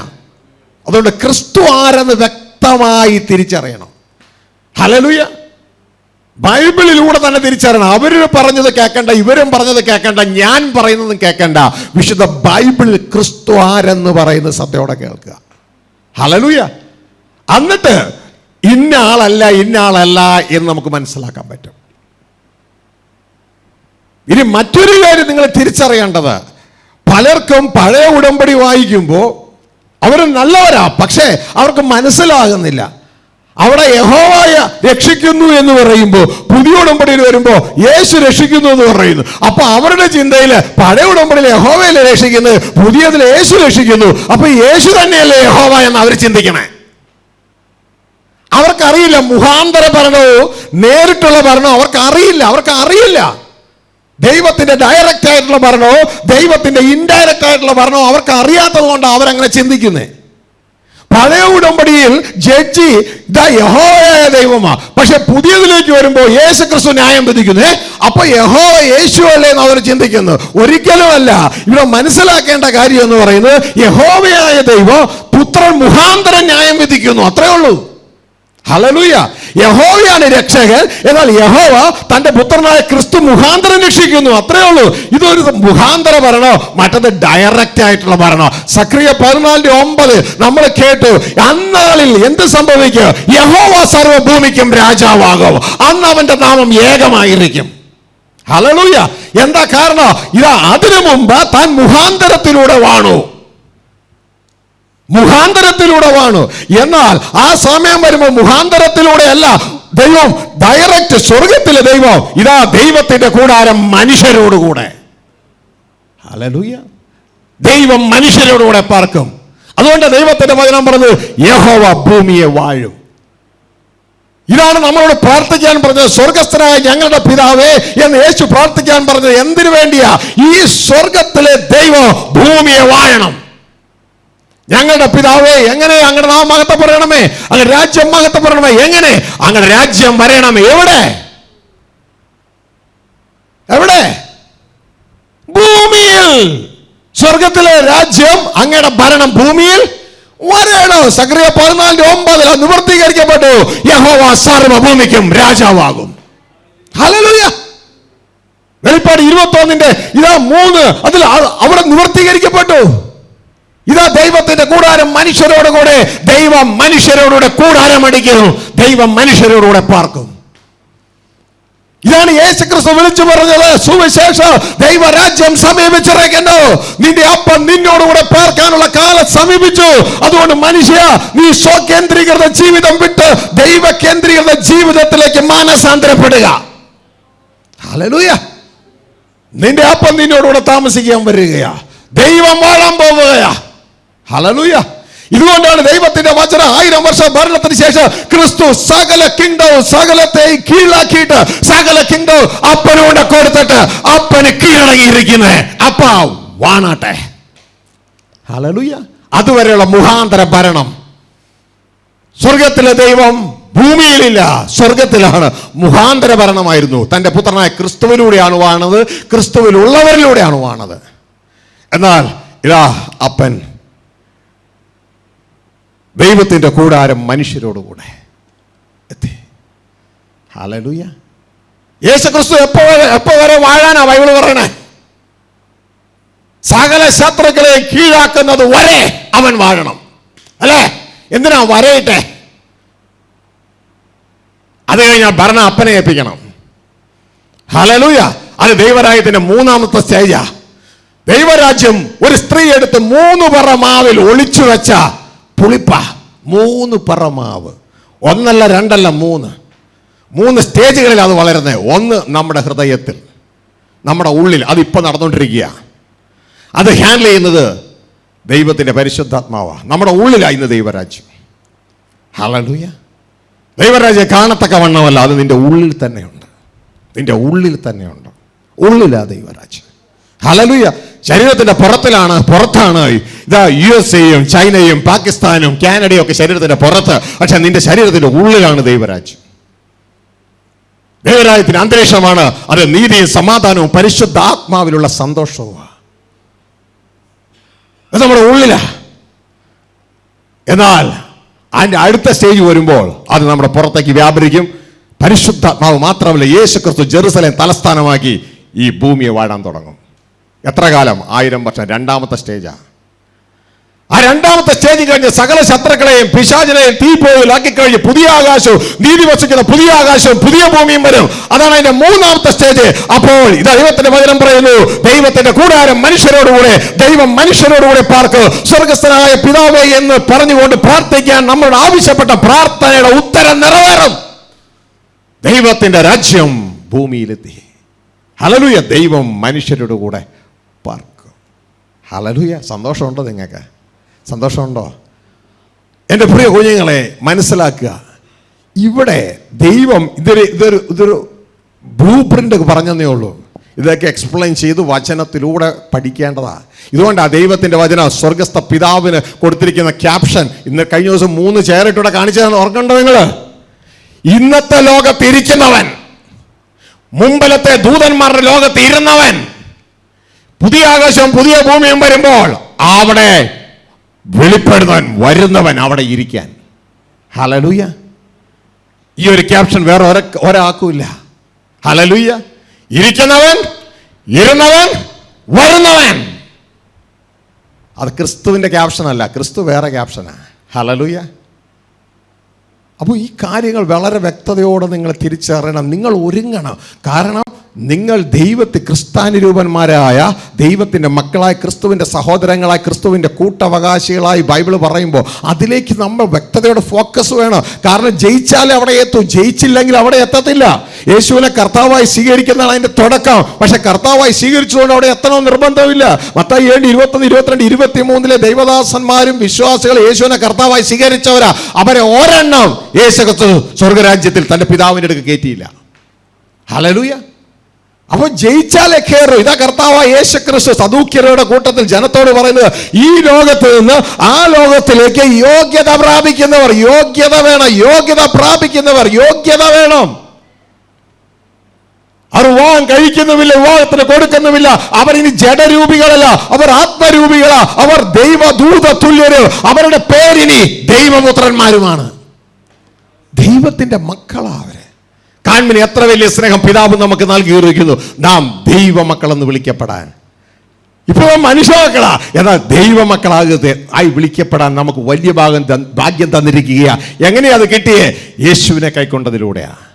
യേശുവിൻ്റെ ലിനിയേജിലേക്ക്, വംശപരമ്പരയിലേക്ക് നാം മാറുകയാ. ദൈവത്തിന്റെ വചനം യോഹന്നാൻ 1:12 പറയുന്നു, യേശുവിനെ കൈക്കൊണ്ട് യേശുക്രിസ്തുവിന്റെ നാമത്തിൽ വിശ്വസിക്കുന്ന ഏവർക്കും. ആരാണ് ഏവര്? വീണുപോയ ജഡരൂപികളായ മനുഷ്യ മക്കൾക്ക് ആത്മരൂപികളായ ദൈവ മക്കളായി തീരുവാൻ സ്വർഗത്തിലെ ദൈവം അധികാരം കൊടുത്തിരിക്കുന്നു. നമ്മുടെ ഇന്നത്തെ ഡ്യൂട്ടി ആ അധികാരം ഉപയോഗിക്കല. ഹല്ലേലൂയ. അല്ല ഡിനോമിനേഷൻ കളിയല്ല. ഹല്ലേലൂയ. കോളേജിൽ ചേർന്നു MBBS പഠിക്കാൻ. പക്ഷെ കുട്ടി മൊത്തം നേരം യുവജനോത്സവം ക്രിക്കറ്റ് കളിയാ. ഗവൺമെന്റ് കൊടുത്ത സിലബസ് പഠിച്ച് പാസ്സായി ഡോക്ടറാകാൻ നോക്കേണ്ടതിന് പകരം ഇന്ന് യേശു ക്രിസ്തുവാണ് നമ്മുടെ സിലബസ്. ഇതാ യേശു പറഞ്ഞത്, എൻ്റെ നുകമേറ്റ് എന്നോട് പഠിപ്പിൻ, എന്നാൽ നീ ജയിക്കും, എന്നാൽ നിന്റെ സോളിന് ആശ്വാസം കിട്ടും. അപ്പോൾ പ്രിയ സഹോദരങ്ങളെ, ഈ ഭാഗത്ത് നമ്മൾ വളരെ വ്യക്തതയോടെ ക്രിസ്തു ആരെന്ന് അറിഞ്ഞിരിക്കണം. ഉപദേശത്തിൻ്റെ ഓരോ കാറ്റിനാൽ അങ്ങോട്ടും ഇങ്ങോട്ടും പോകരുത്. അപ്പോൾ നമ്മൾ ദൈവവചനത്തിലേക്ക് തിരിയുക. ഇന്ന് ട്രാൻസ്ലേഷൻ മനഃപൂർവ്വം അതുകൊണ്ട് വേണ്ടെന്ന് വെച്ചതാണ്. കാരണം ഇത്രയും സംഭവം വായിച്ച് കയറി വരുമ്പോൾ നമുക്ക് സമയം തികയത്തില്ല. ഹല്ലേലൂയ. പ്രിയ സഹോദരങ്ങൾ വന്നതാണ്, ഞാൻ വരുമെന്ന് വിചാരിച്ചു, പക്ഷെ അവർ തിരിച്ചു പോയെന്ന് തോന്നുന്നു. ഹല്ലേലൂയ. അപ്പോൾ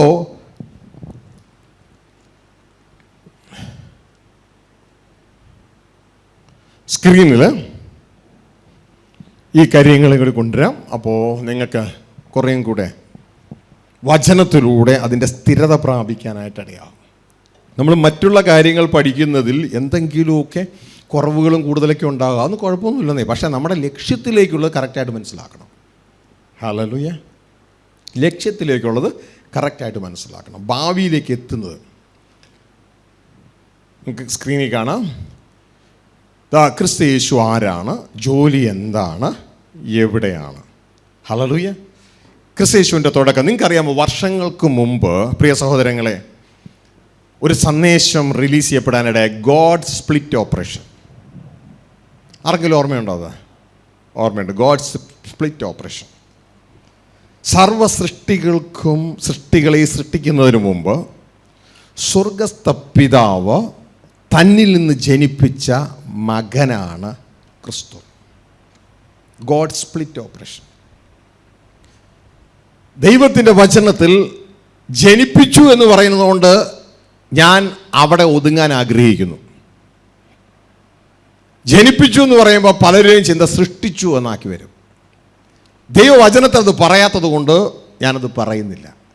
പക്ഷേ ഇത് കട്ട് ചെയ്തിട്ട് ആളുകൾ പോസ്റ്റ് ചെയ്യും, ഈ വ്യക്തി അത് പറഞ്ഞെന്നും പറഞ്ഞുകൊണ്ട്, സൃഷ്ടിച്ചെന്നും പറഞ്ഞുകൊണ്ട്. ദൈവത്തിൻ്റെ വചനത്തിൽ പറയുകയാണ്, കൊളോസ്യ ലേഖനം 1:15 ക്രിസ്തു ആരെന്നാണ് ഈ ചോദ്യം തുടങ്ങാൻ പോവുകയാണ്.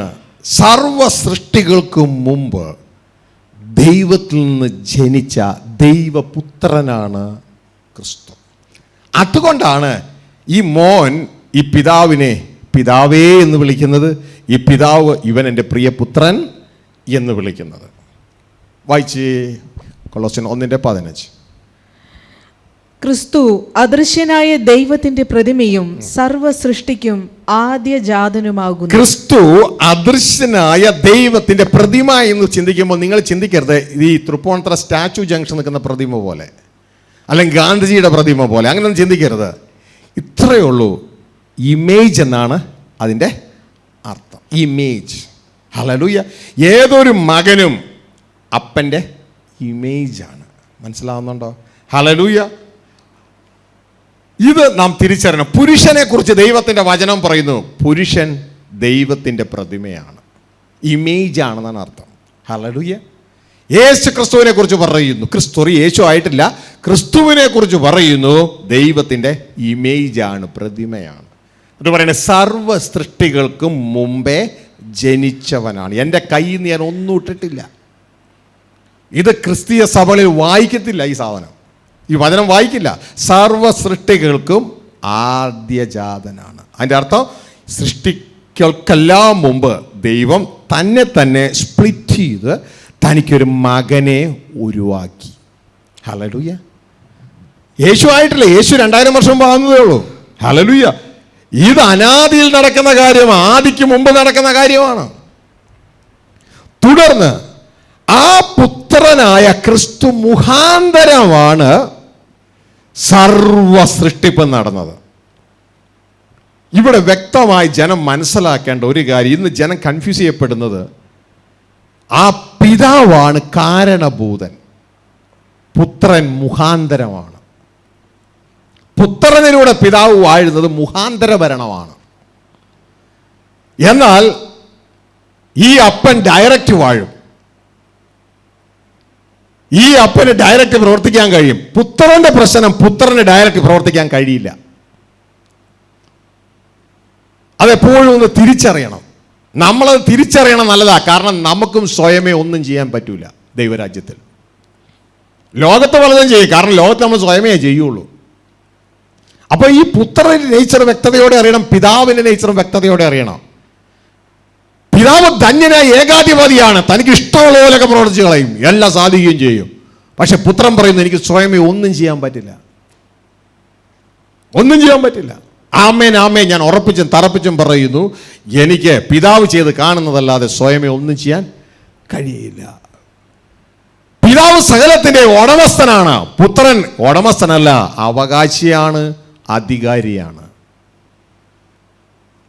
ഈ തിരിച്ചറിവ് നമുക്കുണ്ടാകണം. പിതാവാണ് ജീവന്റെ സോഴ്സ്, പുത്രനല്ല. ആ പിതാവിന്റെ ജീവനിലാണ് പുത്രൻ ജീവിക്കുന്നത്. ഇതുകൊണ്ടാണ് പുത്രൻ പറയുന്നത്, ജീവനുള്ള പിതാവ് എന്നെ അയച്ചിട്ട് ഞാൻ പിതാവിൻ മൂലം ജീവിക്കുന്നത് പോലെ നിങ്ങൾ എന്നെ തിന്നാൽ ഞാൻ മൂലം നിങ്ങൾ ജീവിക്കും. ജീവൻ കടന്നു കടന്നു വരികയാണ്. പിതാവാണ് സോഴ്സ്. ഹല്ലേലൂയ. ഇതാണ് ദൈവത്തിന്റെ വചനം പറയുന്നത്. പിതാവിന് തന്നിൽ തന്നെ ജീവനുണ്ട്. ആ ജീവൻ പുത്രനും ഗിഫ്റ്റ് ആയിട്ട് കൊടുത്തിരിക്കുന്നു. തിരിച്ചറിയണം കാര്യങ്ങൾ. നമ്മളെ പിതാവാകാൻ വിളിച്ചിട്ടില്ല, നമ്മളെ പുത്രനായ ക്രിസ്തുവെ പോലെയാകാനാണ് വിളിച്ചത്. ദൈവത്തിൽ ആശ്രയിച്ച് ജീവിക്കണം. ആ പ്രവർത്തനമാണ് ലോ ഓഫ് ദ സ്പിരിറ്റ്, ആത്മാവിന്റെ നിയമം ക്രിസ്തു ഉപയോഗിച്ചത്. അതൊരു ത്രിയേക പ്രവർത്തനമാണ്. അല്ലാണ്ട് സ്വർഗസ്ഥ പിതാവ് ത്രിയേകനല്ല. ഹല്ലേലൂയ. എന്നാൽ പുത്രനായ ക്രിസ്തുവിലുള്ള പ്രവർത്തനം ലോ ഓഫ് ദ സ്പിരിറ്റ് ആണ്. ലോ ഓഫ് ദ സ്പിരിറ്റിന്റെ ഉള്ളിൽ ഒരു ത്രിയേക പ്രവർത്തനമുണ്ട്. പിതാവ് പുത്രനിൽ തന്റെ ആത്മാവിലുള്ള പ്രവർത്തിക്കുന്നു. അതാണ് ത്രിയേക പ്രവർത്തനം. ഈ പ്രവർത്തനം തന്നെ നമ്മളിൽ നടന്നാൽ നമുക്ക് ജയം പ്രാപിക്കാൻ ഇടയാകും. നാളുകൾ എടുക്കും ഇതൊക്കെ ഒന്ന് മനസ്സിലായി ജീവിതത്തിൽ കൊണ്ടുവരണമെങ്കിൽ. ക്രിസ്തുവെ അനുഗമിക്കാൻ പഠിക്കണം. അപ്പോൾ പ്രിയ സഹോദരങ്ങളെ, ഈ പുത്രനെ തിരിച്ചറിയുക.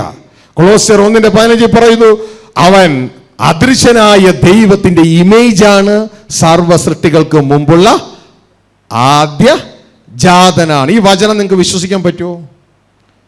ബൈബിൾ വിശ്വസിക്കാൻ പറ്റുമോ? ബൈബിളിലെ വചനം ഈ സഭകൾ ഇത് വായിക്കത്തില്ല, സംഭവം ശരിയാ, പക്ഷെ വിശ്വസിക്കാൻ പറ്റുമോ? അല്ല, വിശ്വസിച്ചേ പറ്റൂ. ഇവിടെ നമ്മൾ വിശ്വസിക്കുക. ഇത് എന്താ കാര്യം? ഈ ക്രിസ്തുവിനെ പോലെ ആകാനാ നമ്മളെ വിളിച്ചേക്കണേ. ഹല്ലേലൂയ. ഈ ക്രിസ്തുവിനെ പോലെയാണ് നമ്മളെ വിളിച്ചേക്കണേ. ഹല്ലേലൂയ. ഈ ദൈവപുത്രനെ പോലെ ആകാനാ നമ്മളെ വിളിച്ചേക്കണേ. ഇത് വ്യക്തതയോടെ തിരിച്ചറിയണം. ദൈവപുത്രനെ ഈ ഭൂമിയിൽ വന്ന് 33.5 വർഷക്കാലം ജഡരൂപം ഉണ്ടായിരുന്നു. പക്ഷെ ജഡരൂപമൊക്കെ വിട്ടുപോയി.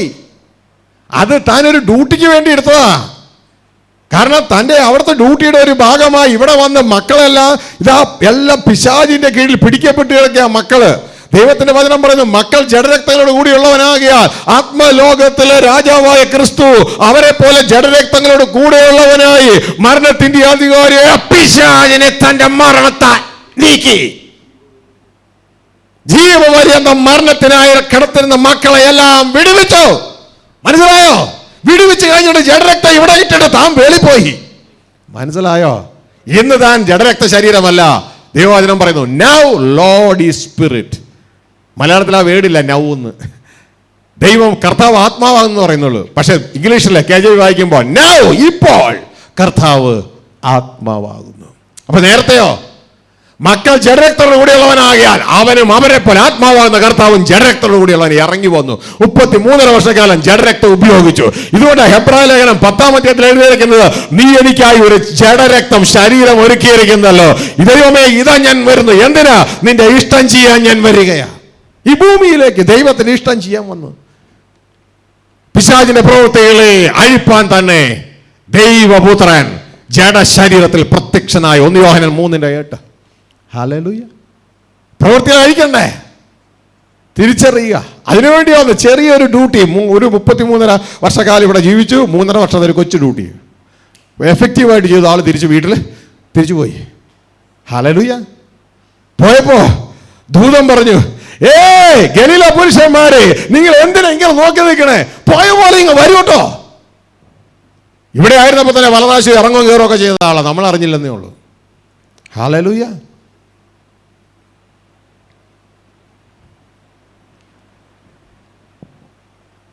ഈ ക്രിസ്തുവിനെ നാം അറിയണം. ക്രിസ്തു ആരാണ്? കാരണം ആ ക്രിസ്തുവിന്റെ സഹോദരങ്ങളാകാൻ നമ്മളെ മുൻനിയമിച്ചിരിക്കുക. ക്രിസ്തുവെ പോലെയാകാൻ നമ്മൾ മുൻനിയമിച്ചിരിക്കുക. ആ ക്രിസ്തുവിനെ ഇപ്പൊ തെറ്റായിട്ട് അറിയരുത്. ക്രിസ്തു യഹോവയല്ല. യഹോവ എന്ന് പറയുന്നത് താൻ മാത്രം അമർത്യതയുള്ള ദൈവമാണ്. സ്വർഗസ്ഥ പിതാവ് എന്ന പേരിൽ നമുക്ക് പുതിയ ഉടമ്പടി പുസ്തകത്തിൽ കാണാം.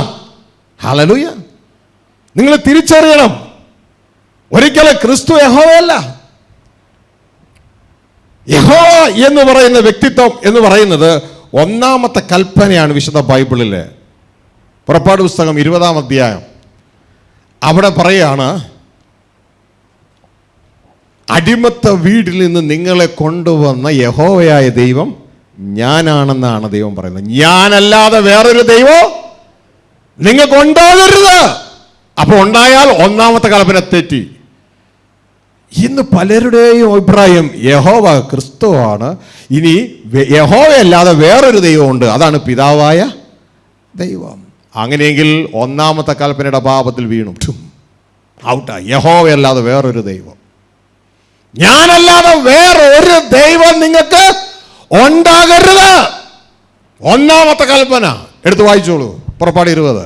അടിമ വീടായ മിസ്രയീം ദേശത്തു നിന്ന് നിന്നെ കൊണ്ടുവന്ന യഹോവയായ ഞാൻ നിന്റെ ദൈവമാകുന്നു, ഞാനല്ലാതെ അന്യ ദൈവങ്ങൾ നിനക്കുണ്ടാകരുത്. കേട്ടോ, ഇതാണ് ഒന്നാമത്തെ കൽപ്പന.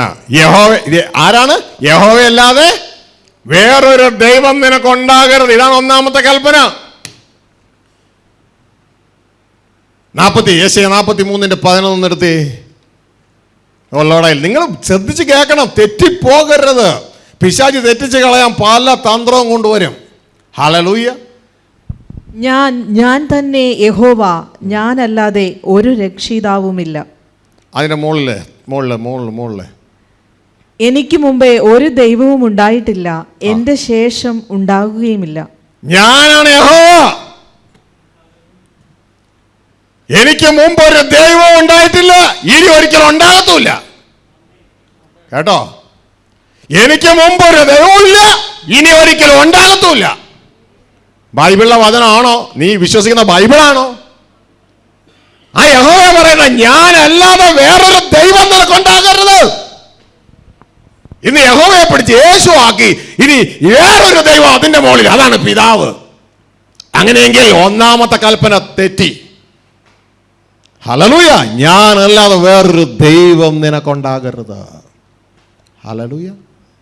വ്യക്തമായി തിരിച്ചറിയണം, ഈ യഹോവയുടെ മകനാണ് ആര്? ക്രിസ്തു. ഹല്ലേലൂയ. ഇത് വ്യക്തതയോടെ തിരിച്ചറിയുക, മനസ്സിലാക്കുക.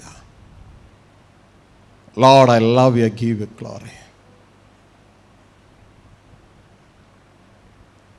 ഇനി യഹോവയാണ് പിതാവായ ദൈവം എന്ന് തിരിച്ചറിയാൻ ഈ പുതിയ ഉടമ്പടി പുസ്തകത്തിൽ യഹോവ എന്ന് പറയുന്നതിന് പകരം എല്ലാം ലോഡ് കർത്താവ് എന്ന് കൊടുത്തേക്കണം. രണ്ടിനും, ക്രിസ്തുവിനും സ്വർഗീയ പിതാവിനും കർത്താവ് എന്ന് ലോഡ് എന്ന് കൊടുത്തേക്കുന്നതുകൊണ്ട് മനുഷ്യർക്ക് തിരിച്ചറിയാൻ പാടാ. എന്നാൽ നിങ്ങൾ മനസ്സിലാക്കേണ്ട ഒരു കാര്യം, ഈ യഹോവയാണ് യേശു ക്രിസ്തു പലയിടത്തും കോട്ട് ചെയ്ത് കാണുമ്പോൾ നമുക്ക് മനസ്സിലാക്കാം. 2 വചനം നമുക്ക് വായിക്കാം. ഓ ലോർഡ്, ഐ ലവ് യു. യോഹന്നാന്റെ സുവിശേഷം 8-ാം അധ്യായം 54-ാം വാക്യത്തിൽ, ഞാൻ എന്നെ തന്നെ മഹത്വപ്പെടുത്തിയാൽ എൻ്റെ മഹത്വം ഏതുമില്ല. എന്നെ മഹത്വപ്പെടുത്തുന്നത് എൻ്റെ പിതാവാകുന്നു, അവനെ നിങ്ങളുടെ ദൈവം എന്ന് നിങ്ങൾ പറയുന്നു. ഹല്ലേലൂയ. യേശുക്രിസ്തു യഹൂദന്മാരുമായിട്ടുള്ള സംഭാഷണമാണ്. ഇതെന്തിനാ ഇത് വായിക്കണമെന്ന് അറിയാമോ? ഈ യഹോവയാണ് പിതാവായ ദൈവം എന്ന് പറഞ്ഞു തരാനാ. മനസ്സിലാവുന്നുണ്ടോ? ഹല്ലേലൂയ. ഇത് യഹോവയെ കൊണ്ട് യേശു ആക്കുന്നു, ഇനി വേറൊരു പിതാവിനെ ഉണ്ടാക്കുന്നു, യഹോവയല്ലാത്ത മറ്റൊരു ദൈവത്തെ ഉണ്ടാക്കുന്നു. നിങ്ങൾ ശ്രദ്ധിച്ച് മനസ്സിലാക്കുക. ഇവിടെ യേശുക്രിസ്തു യഹൂദന്മാരോട് സംസാരിക്കുകയാണ്. നിങ്ങളുടെ ബൈബിളിൽ ഞാൻ എന്നെ വിശ്വസിക്കരുത്, ബൈബിൾ വിശ്വസിക്കുക. ഞാൻ എന്നെ തന്നെ മഹത്വപ്പെടുത്തിയാൽ എൻ്റെ മഹത്വം ഏതുമില്ല. എന്നെ മഹത്വപ്പെടുന്നത് എൻ്റെ പിതാവാകുന്നു. എൻ്റെ പിതാവ്, യേശുവിൻ്റെ പിതാവ് എൻ്റെ പിതാവാകുന്നു. അവനെ നിങ്ങൾ നിങ്ങളുടെ ദൈവമെന്ന്, യഹൂദന്മാരുടെ ദൈവമെന്ന് പറയുന്നു. യഹൂദന്മാരുടെ ദൈവത്തിന്റെ പേരെന്താ? യഹോവ. ആ യഹോവ ആരാന്ന് യേശു പറയണേ? വായിച്ചു നോക്കവിടെ. യഹോവ ആരാന്ന് പറയണേ? എന്റെ പിതാവാ. എന്റെ പിതാവിനെയാണ് നിങ്ങൾ നിങ്ങളുടെ ദൈവം എന്ന് പറയുന്നേ. മനസ്സിലായോ? എന്റെ പിതാവിനെയാണ് നിങ്ങൾ നിങ്ങളുടെ ദൈവം എന്ന് പറയുന്നേ. ഹല്ലേലൂയ. തിരിച്ചറിയുക. അപ്പോ എന്താ ഇവിടെ ഒഴിവാക്കണേ? എങ്ങനെയെങ്കിലും പുത്രനെ കൊണ്ട് അപ്പനെ ഒഴിവാക്കാൻ നോക്കുക പിശാച്. വളരെ ശ്രദ്ധയോടുകൂടി വേണം പോകാൻ. ഇനി നമുക്ക് വേറൊരു ഭാഗം ചെക്ക് ചെയ്യാം. യേശു ക്രിസ്തു ഈ ഭൂമിയിലായിരുന്നപ്പോൾ പിശാച് യേശുവിനെ പരീക്ഷിക്കാനായിട്ട് വന്നു. ഈ പരീക്ഷിക്കാനായിട്ട് വന്നപ്പോൾ യേശു ക്രിസ്തു പറയുന്നൊരു വേറുണ്ട്. മത്തായിയുടെ സുവിശേഷം 4-ാം അധ്യായം അതിൻ്റെ 7-ാം വാക്യം വായിച്ച്. നിന്റെ ദൈവമായ കർത്താവിനെ പരീക്ഷിക്കരുത് എന്നും കൂടെ എഴുതിയിരിക്കുന്നു എന്ന് പറഞ്ഞു. ഹല്ലേലൂയ. നിന്റെ ദൈവമായ കർത്താവിനെ പരീക്ഷിക്കരുതെന്ന് ആര് പറഞ്ഞു? യേശുക്രിസ്തു പിശാചിനോട് പറയുക. നിന്റെ ദൈവമായ കർത്താവ്, അല്ലേ? അതെ, എഴുതിയിരിക്കുന്നു, അല്ലേ? എവിടെ എഴുതിയിരിക്കുന്നു എന്നാ യേശു പറയണേ? എവിടെ എഴുതിയിരിക്കണേ? അതായത് ഈ പിതാവ് തന്നെയാണ്, യേശു പറയുന്ന ഈ കർത്താവ് തന്നെയാണ്, ഈ പിതാവ് തന്നെയാണ് യഹോവ എന്ന് തെളിയിക്കുക. ഹല്ലേലൂയ. എവിടെ എഴുതിയിരിക്കണമെന്ന് അറിയാമോ? ആവർത്തന പുസ്തകം 6-ാം അധ്യായം 16-ാം വാക്യം. ഹല്ലേലൂയ. ആ കർത്താവാണ് യഹോവ, ആ പിതാവാണ് യഹോവ. ഈ വചനമാ യേശു പിശാചിനോട് കോട്ട് ചെയ്യുന്നത്. വായിച്ചേ. നിങ്ങൾ മസ്സയിൽ വെച്ച് പരീക്ഷിച്ചതുപോലെ നിങ്ങളുടെ ദൈവമായ യഹോവയെ പരീക്ഷിക്കരുത്. നിങ്ങളുടെ ദൈവമായ യഹോവയെ പരീക്ഷിക്കരുത്. അത് മത്തായി 4:7 എഴുതിയപ്പോ യഹോവ എന്ന് പകരം ലോഡെന്നാക്കിയെന്നേ ഉള്ളൂ, കർത്താവെന്ന് ആക്കിയെന്നേ ഉള്ളൂ. മനസ്സിലാവുന്നുണ്ടോ? ഹല്ലേലൂയ. അപ്പൊ ഈ പിതാവായ ദൈവം തന്നെയാണ് യഹോവയായ ദൈവം. ഇത് വ്യക്തതയോടെ തിരിച്ചറിയുക. ആ ദൈവമല്ലാതെ വേറൊരു ദൈവം നമുക്ക് ഉണ്ടാകരുത്. പലതും പറഞ്ഞ് നമ്മൾ ബൈബിളിൽ പലതും പറയും. നിങ്ങൾ ശ്രദ്ധിച്ചിട്ടുണ്ടോ? ബൈബിളിൽ പല ഭാഗത്തും പലതും പറഞ്ഞിട്ടുണ്ട്. യഹോവയെ കണ്ടു, യഹോവയുടെ തേജസ് കണ്ടു, മുഖാമുഖമായി കണ്ടു എന്നൊക്കെ പറഞ്ഞിട്ടുണ്ട്, ഇല്ലേ? എല്ലാം പറഞ്ഞിട്ട് ഇതെല്ലാം കഴിഞ്ഞ ഒരാളാണ്, ഇതെല്ലാം വായിച്ചതും കഴിഞ്ഞതും ഒക്കെ ആയിട്ടുള്ള ഒരാളാണ് യേശുക്രിസ്തുവിന്റെ മുമ്പിൽ നിൽക്കുമ്പോൾ യേശുക്രിസ്തു പറഞ്ഞൊരു കാര്യം, എന്നെ കണ്ടവൻ പിതാവിനെ കണ്ടു എന്നെല്ലാം പറഞ്ഞ ശേഷം യോഹന്നാൻ ലേഖനം എഴുതുമ്പോ യോഹന്നാൻ പറയുകയാണ്, എല്ലാം കഴിഞ്ഞട്ടോ, എല്ലാം കഴിഞ്ഞു. മോശ കണ്ടതും കഴിഞ്ഞു, അബ്രഹാം കണ്ടതും കഴിഞ്ഞു, സകലതും കണ്ടതും കഴിഞ്ഞു. എല്ലാം യേശുവിന്റെ കൂടെ നിന്ന് എന്നെ കണ്ടവൻ പിതാവിനെ കണ്ടിരിക്കുന്നു. ഇതെല്ലാം കഴിഞ്ഞിട്ട് യോഹന്നാൻ പറയുക, ദൈവത്തെ ആരും ഒരു നാളും കണ്ടിട്ടില്ല. ഹല്ലേലൂയ. അപ്പൊ ഈ കണ്ടെന്ന് പറയുന്നതൊക്കെ തേജസ് കണ്ടതാണ്. ഞാനും കണ്ടിട്ടുണ്ട് ദൈവത്തെ. എന്റെ ജീവിതത്തിന്റെ തുടക്കം, ആത്മീയ മണ്ഡലത്തിന്റെ തുടക്കം ഒരു സ്വർഗീയ സന്ദർശനമായിരുന്നു. ഹല്ലേലൂയ.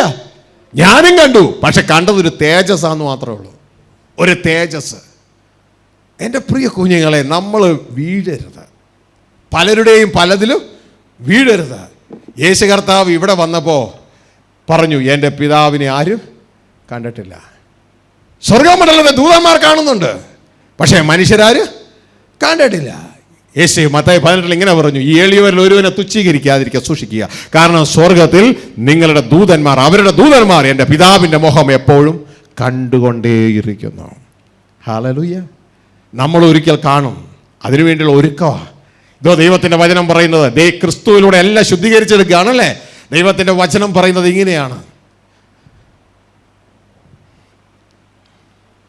ധന്യനായ ഏകാധിപതിയും രാജാതിരാജാവും കർത്താതി കർത്താവും താൻ മാത്രം അമർത്യതയുള്ളവനും മനുഷ്യരാരും കാണാത്തവൻ. ആര്? മനുഷ്യർ, ദൂതന്മാരല്ല, മനുഷ്യരാരും കാണാത്തവനും കാണാൻ കഴിയാത്തവനുമായ ആ അത്യുന്നതനായ ദൈവം തക്ക സമയത്ത് പ്രത്യക്ഷത വരുത്തും, നമ്മോട് കൂടെ താമസിക്കാൻ വരും. ദൈവത്തിന്റെ വചനം പറയുന്നു, ഹൃദയശുദ്ധിയുള്ളവർ ഭാഗ്യവാന്മാർ, അവർ ദൈവത്തെ കാണും. ഹല്ലേലൂയ. കാരണം ദൈവമക്കളായി നമ്മളെ വിളിച്ചിരിക്കുക. മനുഷ്യ മക്കളായതുകൊണ്ടാണ് കാണാൻ പറ്റാത്തത്. മനുഷ്യ മക്കളിൽ നിന്ന് ക്രിസ്തുവാനി രൂപത്തിലേക്ക് വരുമ്പോൾ നമുക്ക് കാണാൻ കഴിയും. ഇതാണ് യേശു പറഞ്ഞ്, സ്വർഗത്തിൽ നിന്ന് വന്ന ഈ ദൈവപുത്രനല്ലാതെ ആരും പിതാവിനെ കണ്ടിട്ടില്ല. നമ്മൾ ആ ദൈവപുത്രനോട് അനുരൂപമാകുമ്പോൾ നമുക്ക് കാണാം. ഇതുകൊണ്ടാണ് ദൈവത്തിന്റെ വചനം 1 യോഹന്നാൻ 3-ാം അധ്യായം 1, 2, 3 വാക്യങ്ങളിൽ പറയുമ്പോൾ അവിടെ എഴുതിയിരിക്കുന്നത്, അവൻ പ്രത്യക്ഷനാകുമ്പോൾ നാം അവന് താൻ ഇരിക്കുന്നത് പോലെ തന്നെ ആത്മാവാകുന്ന ആ ക്രിസ്തുവിനെ കാണുന്നതാകിയ നാം ആ കർത്താവോട് സദൃശ്യരായി തീരും. ഹല്ലേലൂയ. നമ്മൾ ആത്മമണ്ഡലത്തിലേക്ക് കയറാൻ പോവാ. Be ready. ഇനി ഒരിക്കലും നമ്മൾ ഈ ജഡരക്തത്തിലേക്ക് തിരിച്ചു വരത്തില്ല. കാരണം ജഡരക്തങ്ങൾ സ്വർഗരാജ്യം അവകാശമാക്കത്തില്ല. തിരിച്ചറിയുക. ഹല്ലേലൂയ. അപ്പോ ഇതാ നിങ്ങൾക്ക് കാര്യം മനസ്സിലായല്ലോ. ഈ യഹോവയാണ് സ്വർഗസ്ഥ പിതാവ്. ഇതാ മനുഷ്യനെ കലക്കിയിട്ട് യഹോവയാണ് യേശു എന്നും, തുടർന്ന് ഈ യഹോവയല്ലാതെ വേറൊരു ദൈവം ഉണ്ടെന്നും ആ ദൈവമാണ് സ്വർഗസ്ഥ പിതാവ് എന്നും ഒക്കെ പറഞ്ഞു വരുമ്പോൾ 1-ാം കൽപ്പന ലംഘനം വന്നു, ജനം പുറത്താവപ്പെടും. കർത്താവ് പറഞ്ഞു അകൃത്യം പ്രവർത്തിക്കുന്നവരെ ഗെറ്റ് ഔട്ട്. എൻ്റെ മക്കളെ, നമ്മളിതൊക്കെ ഇങ്ങനെയൊക്കെ കണ്ടുപിടിച്ചിട്ട് എന്ത് ഗുണമാണ് നമുക്കുള്ളത്? എന്ത് ഗുണമുള്ളേ? നമ്മളെ ക്രിസ്തുവോട് അനുഭവമാകാൻ പഠിപ്പിച്ചെങ്കിൽ പ്രിയ മക്കളെ, നമ്മളെപ്പോഴും ചെയ്യേണ്ടത് ആ ക്രിസ്തു ആർന്ന് വ്യക്തതയോടെ തിരിച്ചറിയുക. ക്രിസ്തു ദൈവത്തിൻ്റെ പുത്രൻ. നിങ്ങൾ ബൈബിൾ നോക്കിയിട്ടുണ്ടോ? ബൈബിൾ മുഴുവൻ, പുതിയ ഉടമ്പടി മുഴുവൻ ക്രിസ്തുവിനെ കുറിച്ച് പറയുന്നു. ക്രിസ്തു ദൈവത്തിൻ്റെ പുത്രൻ. ദൈവത്തിൻ്റെ പുത്രൻ ദൈവം തന്നെ, യാതൊരു സംശയമില്ല. കുതിരയുടെ കുട്ടി കുതിര തന്നെയാ, ഇല്ലേ? പുലിയുടെ കുട്ടി പുലി തന്നെയാ. മനുഷ്യന്റെ കുട്ടി മനുഷ്യൻ തന്നെയാ. ദൈവത്തിന്റെ മകൻ ദൈവം തന്നെയാ. പക്ഷെ അപ്പനായ അത്യുന്നതനായ ദൈവമല്ല, മകനാന്ന് മാത്രമേ ഉള്ളൂ. ഇമേജിൽ അവർ തുല്യരാ, പക്ഷേ ബാക്കി ഒന്നിലും തുല്യരല്ല. അപ്പന് ഉടമസ്ഥനാ, പുത്രൻ ഉടമസ്ഥനല്ല, അവകാശിയാ. ആ അവകാശത്തിന്റെ കൂട്ടവകാശത്തിലേക്ക് നമ്മളെ വിളിച്ചേക്കണേ. ഹല്ലേലൂയ. അപ്പൻ എല്ലാം സ്വയമേ ചെയ്യുന്നവനാ. പുത്രൻ ഒന്നും സ്വയമേ ചെയ്യാൻ പറ്റത്തില്ല, അപ്പനിൽ ആശ്രയിച്ച് ചെയ്യാൻ പറ്റൂ. ഹല്ലേലൂയ. നമ്മുടെയും ജീവിത രീതി ആ പുത്രന്റെ ജീവിത ആ ശൈലിയാണെന്നേ. പുത്രൻ ഉപയോഗിച്ചത് ലോ ഓഫ് ദ സ്പിരിറ്റാ. ഹല്ലേലൂയ. ആത്മാവിന്റെ നിയമം, അതൊരു ത്രിയേക പ്രവർത്തനമാണ്. ഇത് നമ്മുടെ കാരണവന്മാരെ പിശാചി തെറ്റിച്ചിട്ടാണ് ത്രിയേക ദൈവത്തെ ഉണ്ടാക്കി വെച്ചത്. പുത്രന്റെ ഉള്ളിൽ ഒരു ത്രിയേക പ്രവർത്തനം ഉണ്ട്, അതാണ് ലോ ഓഫ് ദ സ്പിരിറ്റ്. അല്ലാണ്ട് ബൈബിളിൽ ഒരു ത്രിയേക ദൈവമൊന്നുമില്ല. ഉണ്ടെങ്കിൽ എനിക്കും കാണിച്ചു തരണം. പിതാവ് പുത്രൻ പരിശുദ്ധാത്മാവ് സത്യമായ കാര്യമാണ്. ഹല്ലേലൂയ. പിതാവ് പുത്രനിൽ തൻ്റെ ആത്മാവിലൂടെ പ്രവർത്തിക്കുന്നു. ഇതാണ് ത്രിയേക പ്രവർത്തനം. അതിൻ്റെ പേരാണ് ലോ ഓഫ് ദ സ്പിരിറ്റ്. മറ്റൊരു പേരാണ് സ്വാതന്ത്ര്യത്തിൻ്റെ ന്യായപ്രമാണം. ഹല്ലേലൂയ. ഇത് നമ്മൾ ഉപയോഗിക്കേണ്ടത് ആ സ്വാതന്ത്ര്യത്തിൻ്റെ ന്യായപ്രമാണമാണ്, അല്ലാണ്ട് മോശയുടെ ന്യായപ്രമാണമല്ല. മോശയുടെ ന്യായപ്രമാണം മരിച്ചവർക്ക്, ആത്മാവിൽ മരിച്ചവർക്ക്. എന്നാൽ വീണ്ടും ജനിച്ചവർക്ക് അതല്ല ആത്മാവിൻ്റെ പ്രമാണം, സ്വാതന്ത്ര്യത്തിൻ്റെ ന്യായപ്രമാണം. ഹല്ലേലൂയ. മറ്റത് എല്ലാ കൽപ്പനയും അനുസരിച്ചാലേ നീതിമാനാവൂ. അങ്ങനെ ചെയ്തവൻ ഒരുത്തനുമില്ല. എന്നാൽ ഇതങ്ങനെയല്ല, സ്വാതന്ത്ര്യത്തിന് ന്യായപ്രമാണമാണ്. ഹല്ലേലൂയ. ഇതിന് മാറ്റം വന്നുകൊണ്ടേ ഇരിക്കും. കാരണം രാജാവ് ഡയറക്റ്റാ വാഴുന്നേ, ദൈവം ഡയറക്റ്റാ വാഴുന്നത്. മോശയുടെ ന്യായപ്രമാണ പ്രകാരം ഒരു വ്യക്തി എന്ന് പറയുന്നത് പാപം ചെയ്താൽ, വ്യഭിചാരം ചെയ്താൽ കല്ലെറിഞ്ഞ് കൊല്ലണം. എന്നാൽ യേശു ജീവിക്കുന്നത് സ്വാതന്ത്ര്യത്തിന്റെ ന്യായപ്രമാണത്തിലാണ്. ആ ന്യായപ്രമാണത്തിൽ ജീവിക്കുന്ന യേശുവിന്റെ അടുക്കലേക്ക് മോശയുടെ ന്യായപ്രമാണത്തിലുള്ള ഒരാളെ കൊണ്ടുവന്നപ്പോൾ യേശു ആ വ്യക്തിയെ സ്വതന്ത്രമായിട്ട് വിട്ടു. ഇതാണ് സ്വാതന്ത്ര്യത്തിന്റെ ന്യായപ്രമാണം. ഹല്ലേലൂയ. മോശയുടെ ന്യായപ്രമാണം അനുസരിച്ച് ഇതാ സബത്തിൽ പണി ചെയ്യുന്നത് വിഹിതമല്ല. സബത്തിൽ ഒന്നും ചെയ്യാൻ പാടില്ല. ഇവൻ അടുപ്പ് വരെ കത്തിക്കുന്നത് പലപ്പോഴും പ്രോത്സാഹിപ്പിക്കുന്നില്ല. എന്നാൽ യേശുക്രിസ്തു സബത്തിനെ ലംഘിച്ചു. ഹല്ലേലൂയ. ദൈവവചനം വളരെ വ്യക്തമായിട്ട് എഴുതിയിരിക്കുക. ആ യേശു സബത്തിനെ ലംഘിച്ചത് കൊണ്ട് മാത്രമല്ല, താൻ ദൈവത്തിന്റെ പുത്രൻ എന്ന് പറഞ്ഞ് ദൈവത്തോട് സമനാക്കിയത് കൊണ്ട് നിന്നെ ഞങ്ങൾ കല്ലെറിയാൻ പോവുക. ഹല്ലേലൂയ. യോഹന്നാൻ 5:18. എന്തേ അത് പാപമാകാഞ്ഞേ? കാരണം പാപം എന്ന് പറയുന്നത് നമ്മുടെ നാച്ചുറൽ പ്രകാരം ഈ ബൈബിളിലെ വചനത്തിന്റെ ലംഘനമാണ്. എന്നാൽ ആത്മാവിന്റെ പ്രമാണം എന്ന് പറയുന്നത് അതിലും ഉപരിയാണ്. ഈ വചനമാകുന്നതിന് മുമ്പ് അത് ദൈവത്തിന്റെ ചിന്തയാണ്.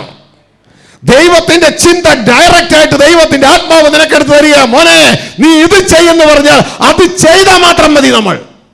ഹല്ലേലൂയ. ഇതാ യേശു പറഞ്ഞത്, എന്റെ പിതാവ് പറയുന്നതൊക്കെ ഞാൻ ചെയ്യുന്നു. പിതാവ് എന്ത് പറഞ്ഞോ അത് ചെയ്യുക. എന്താണ് പാപം? പിതാവ് പറയുന്നത് ചെയ്യാതിരിക്കുന്നതാ പാപം. ഹല്ലേലൂയ.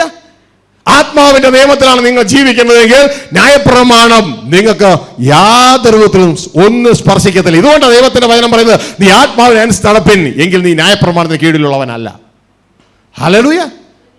നിന്നെ സ്വതന്ത്രമാക്കി. മറ്റത് പാപിക്കുള്ള നിയമമാണ്, ഇത് ദൈവപുത്രനുള്ള നിയമമാണ്. ഇത് തിരിച്ചറിയുക. ഹല്ലേലൂയ.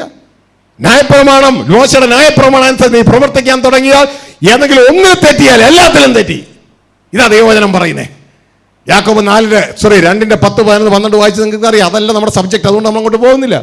ക്രിസ്തു ആരാണ്, എന്തിനാണ് വ്യക്തതയോടെ അറിയണം. എൻ്റെ ഭാവി ഏത് തലത്തിലാണ്, ഞാൻ ഏത് തലത്തിൽ ഒരുങ്ങണം. ഹല്ലേലൂയ. അപ്പോൾ പ്രിയ സഹോദരങ്ങളെ, ഇതാ ഒരു ചിത്രം സ്ക്രീനിലേക്ക് കൊണ്ടുവരികയാണ്. ഇതിലെ വചനങ്ങൾ പെടപ്പെടാന്ന് വായിക്കണം. ഹല്ലേലൂയ. ഇതിലെ വചനങ്ങൾ നമുക്ക് പെട്ടെന്ന് വായിക്കേണ്ടതാണ്. ബൈബിൾ പറയുന്നത് കാര്യം നിങ്ങൾ ശ്രദ്ധിച്ച് കേൾക്കുക. ദൈവത്തിനെ ശ്രദ്ധിച്ച് കേൾക്കുക. നാം ഓരോരുത്തരും ദൈവവുമായിട്ടൊരു ബന്ധം വരണമെങ്കിൽ ക്രിസ്തുവിനെ ആരായി സ്വീകരിക്കണമെന്നാണ് ദൈവവചനം പറഞ്ഞ് ശ്രദ്ധിക്കുക. ഇന്ന് പലർക്കും വിഷമമാ. ഷാജി ജോസഫ് ക്രിസ്തുവിൻ്റെ ദൈവത്വത്തെ അങ്ങ് എടുത്ത് കളയുന്നു. ഞാൻ എന്ത് തെറ്റ് ചെയ്തെന്നാ നിങ്ങൾ ഈ പറയണേ? ബൈബിൾ ആസിറ്റീസ് പറഞ്ഞതോ? ബൈബിളിലെ വചനം ഏതെങ്കിലും തെറ്റി പറയുന്നെങ്കിൽ നിങ്ങൾക്ക് തിരുത്തി തരാം. അല്ലാണ്ട് നിങ്ങളുടെ അസംഷൻ വെച്ച് നിങ്ങൾ ആക്കി വെച്ചത് എനിക്ക് നിൽക്കാൻ പറ്റത്തില്ല. നിങ്ങൾ സ്വർഗ്ഗസ്ഥ പിതാവിനെ പുറത്താക്കി ക്രിസ്തുവിനെ അവിടെ കൊണ്ടുവന്നു. സിയോൻ ഗീതാവലിയിലെ പാട്ടുകൾ 12,000 പാട്ടുകളുള്ള ഈ പാഠപുസ്തകത്തിൽ അപ്പന്റെ പാട്ടുകൾ വെറും 74 എണ്ണം. അപ്പനെ പുറത്താക്കി, ദാവീദിനെ പുറത്താക്കി, അബ്ശാലോമിനെ കൊണ്ടുവന്നതുപോലെ ഒരു ക്രിസ്തീയ മണ്ഡലം. അതിൻ്റെ ഇടയിൽ ബൈബിളിലെ സത്യം വിളിച്ചു പറയുമ്പോൾ പലർക്കും തോന്നും ക്രിസ്തു കുറഞ്ഞു പോയെന്ന്. ഒരിക്കലും ക്രിസ്തുവിന് അങ്ങനെ തോന്നത്തില്ല. ബൈബിളിൽ ഒരു വചനം വിട്ട് ഇടത്തോട്ടോ വലത്തോട്ടോ ഞാൻ മാറില്ല. എനിക്ക് ആഗ്രഹമില്ല. അറിയാതെ പറ്റിപ്പോയാൽ നിങ്ങൾക്ക് എന്നെ തിരുത്താം. ഞാൻ തിരുത്തപ്പെടാൻ എപ്പോഴും തയ്യാറാണ്. ഇതാ ദൈവത്തിന്റെ വചനം പറയുന്നു. ബൈബിൾ പറയുന്നു, യേശു ക്രിസ്തു ദൈവപുത്രനെ സ്വീകരിക്കുന്നവരിൽ ദൈവവും അവൻ ദൈവത്തിലും വസിക്കുന്നു. 1 യോഹന്നാൻ 4:15. യേശു ആരാണെന്ന് തിരിച്ചറിയുക. വായിച്ചേ, പെട്ടെന്ന് ഈ വചനം എടുത്തോളണം. അതിനല്ലേ ആദ്യമേ പറഞ്ഞേ. യേശു ദൈവപുത്രൻ എന്ന് സ്വീകരിക്കുന്നവനിൽ ദൈവവും അവൻ ദൈവത്തിലും വസിക്കുന്നു. അടുത്ത വചനം എടുത്തോളൂ. അവിടെ ഇരിക്കുന്നുണ്ട്. അവിടെ ശ്രദ്ധിക്കുക.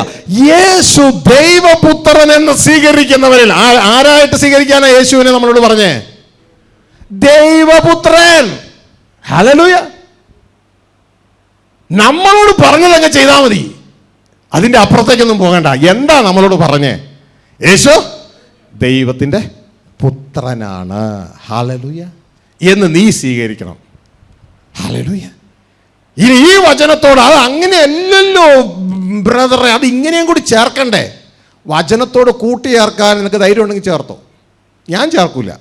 കാരണം എൻ്റെ പേര് ജീവിതത്തിൽ നിന്ന് പോകാൻ ഞാൻ ആഗ്രഹിക്കുന്നില്ല. ഹല്ലേലൂയ. ദൈവത്തിൻ്റെ വചനം പറഞ്ഞു, ഈ വചനത്തോട് നീ കൂട്ടുകയും ചെയ്യരുത്, കുറയ്ക്കുകയും ചെയ്യരുത്. യേശു ദൈവപുത്രൻ എന്ന് സ്വീകരിക്കുന്നവരിൽ ദൈവവും അവൻ ദൈവത്തിലും വസിക്കുന്നു. അതിൻ്റെ അർത്ഥം നമ്മൾ ദൈവവുമായ ഒരു ബന്ധത്തിലേക്ക് വന്നു, ദൈവ കുടുംബവുമായ ഒരു ബന്ധത്തിലേക്ക് വന്നു. ഹല്ലേലൂയ. മാറി സ്വീകരിക്കരുത്.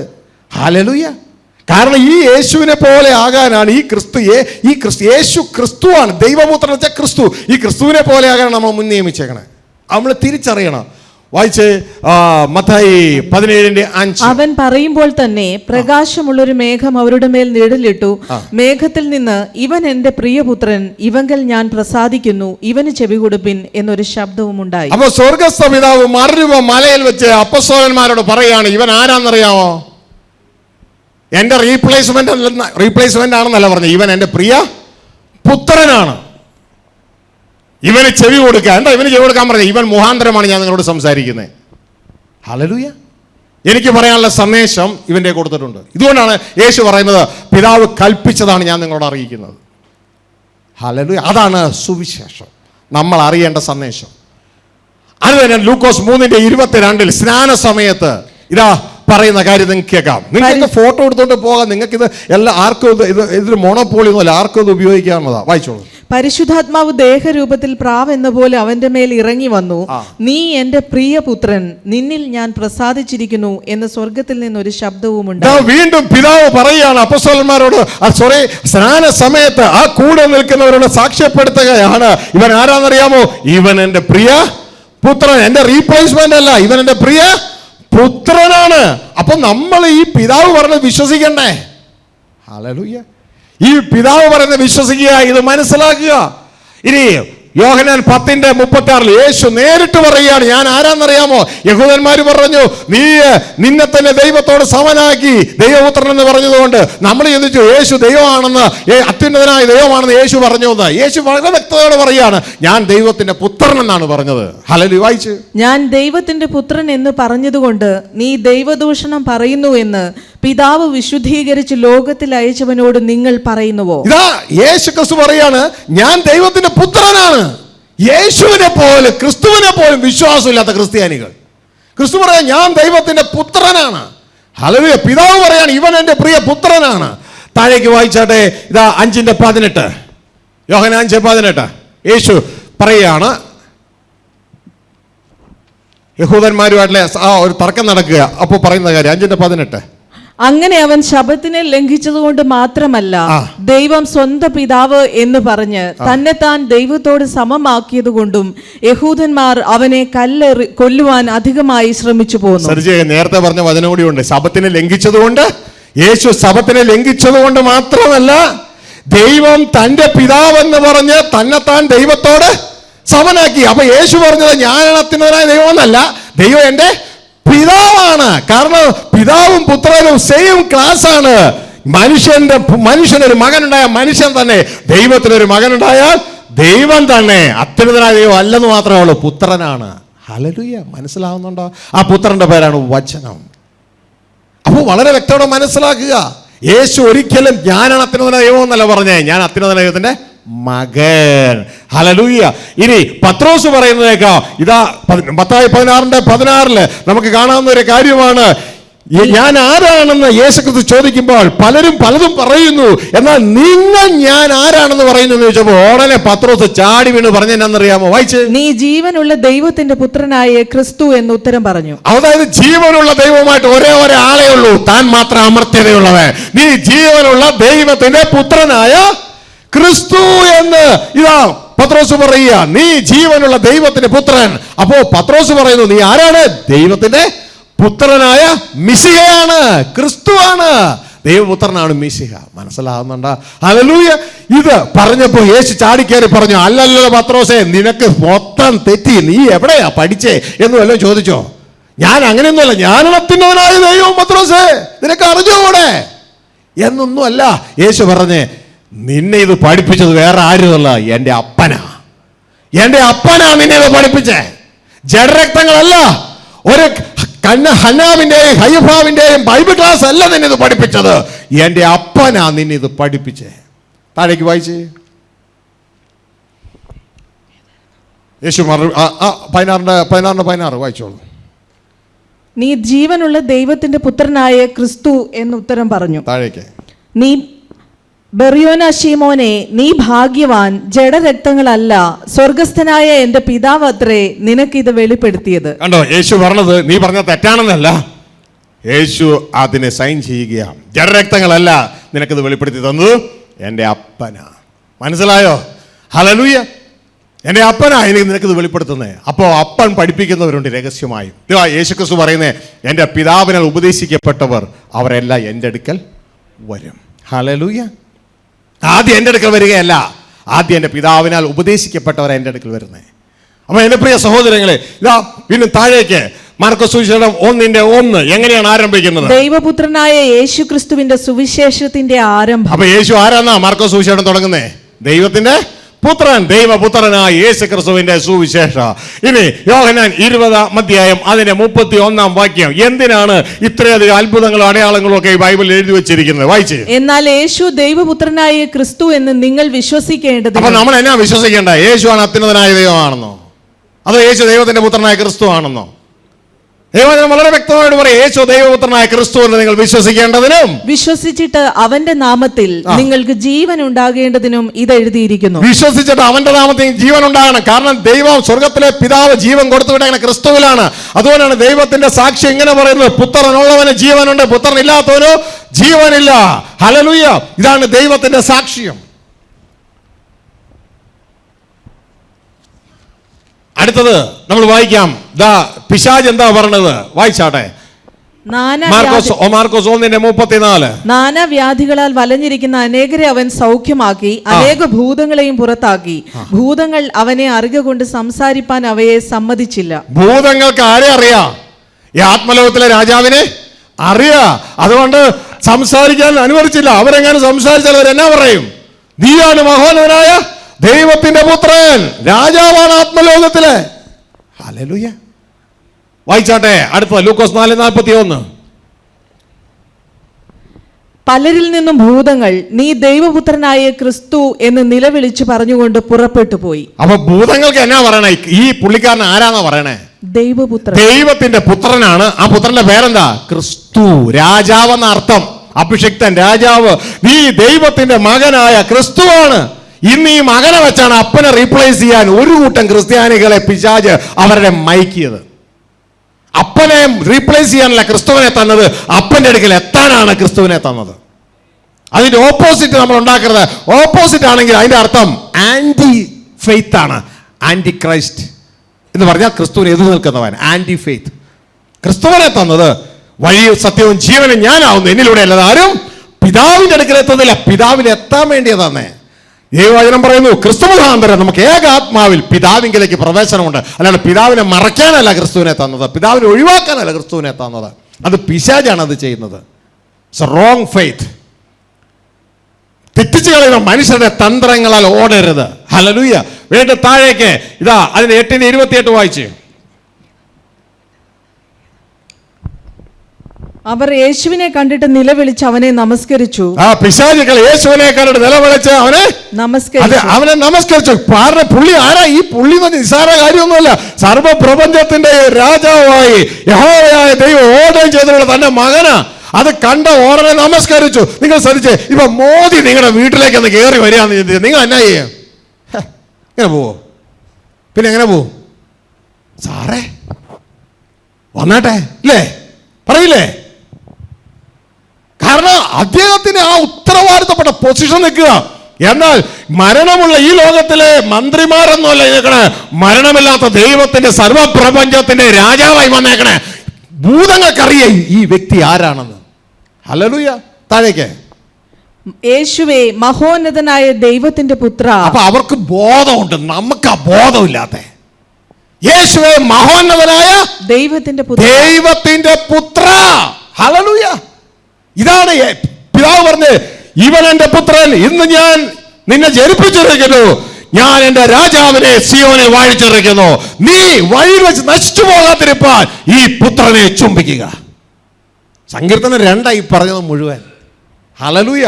യഹോവയും യഹോവയുടെ അഭിഷിക്തനും ഒന്നും പറഞ്ഞുകൊണ്ട് അവിടെ യഹോവയും യഹോവയുടെ അഭിഷിക്തനും, ഇത് രണ്ടും ഒരാളല്ല, ഇത് രണ്ടും രണ്ടുപേരാ.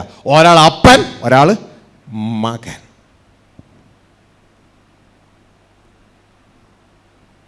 ഇനി അപ്പസ്തോല പ്രവർത്തനങ്ങളിലേക്ക് നമ്മൾ വരുമ്പോൾ ഈ നിങ്ങൾ ശ്രദ്ധിച്ച്, ഈ ആദ്യകാല അപ്പസ്തോലന്മാരൊക്കെ ഈ യേശുവിനെ നമ്മൾ ഇന്ന് പ്രസംഗിക്കുന്നത് പോലെ അത്യുന്നതനായ ദൈവമായിട്ടൊന്നും അല്ല പ്രസംഗിച്ചേ. നിങ്ങൾ സദീർണമാക്കി, യേശുവിനെ അവർ ദൈവപുത്രനായും മിശിഹയായ പ്രസംഗിച്ചേ. നമ്മളെ ആരെ ഈ ക്ഷുദ്രം ചെയ്ത് മയക്കിയത്? എന്നിട്ട് നമ്മൾ ബൈബിളില്ലാത്തൊരു ത്രിയേക ദൈവത്തേക്ക് ഉണ്ടാക്കി. ഹല്ലേലൂയ. നമ്മളെ പിശാച് കൊണ്ടുപോയി. ഇതാ ക്രിസ്ത്യാനികളിൽ റിസൾട്ട് ഇല്ലാത്ത, ഫലമില്ലാത്ത, ക്രിസ്തുവിന്റെ സ്വഭാവമില്ലാത്ത. വായിച്ചേ അപ്പോസ്തലപ്രവൃത്തി 9. യേശു തന്നെ ദൈവപുത്രൻ എന്ന് പള്ളികളിൽ പ്രസംഗിച്ചു. അപ്പോ അപ്പോസ്തലന്മാർ എന്താ ചെയ്തേ? യേശു ആരാന്നാ പ്രസംഗിച്ചേ? ഹല്ലേലൂയ. ഇതിൽ എഴുതാത്ത വചനമുണ്ട്, 8-ാം അധ്യായത്തിൽ കാണാം അപ്പോസ്തലപ്രവൃത്തി. ഇതാ ഷണ്ടൻ സ്നാനപ്പെടുമ്പോഴുള്ളത് കാര്യം, അതൊന്നും എടുത്തോട്ടോ. ശ്രദ്ധിച്ചേ, ഇവിടെ പറയാണ് അവർ യേശുവിനെ ആരായിട്ട് പ്രസംഗിച്ചേ? യേശു തന്നെ ദൈവപുത്രൻ എന്ന് പള്ളികളിൽ പ്രസംഗിച്ചു. ഇന്ന് പ്രസംഗിക്കാൻ പറ്റുമോ എൻ്റെ കുഞ്ഞുങ്ങളെ? ദൈവപുത്രൻ എന്ന് സമ്മതിക്കുമോ? എന്തുവാടോ യേശുവിനെ നീ കുറച്ചാക്കിയത്? കുറച്ചാക്കിയത് യേശു ദൈവപുത്രനെന്ന് എല്ലടോ, യേശുവാടോ അത്യുന്നതനായ ദൈവം. ഹല്ലേലൂയ. അതെങ്ങനെയാകും? അതോടെ ത്രിയേകത അതെവിടെയുണ്ട് ബൈബിളിൽ? അതൊക്കെ ഉണ്ട്. പിതാവിനെ പുത്രനെ പരിശുദ്ധാത്മാവിനെ നാമത്തിലല്ലേ സ്നാനം കഴിപ്പിക്കാൻ പറഞ്ഞേ? അതുകൊണ്ട്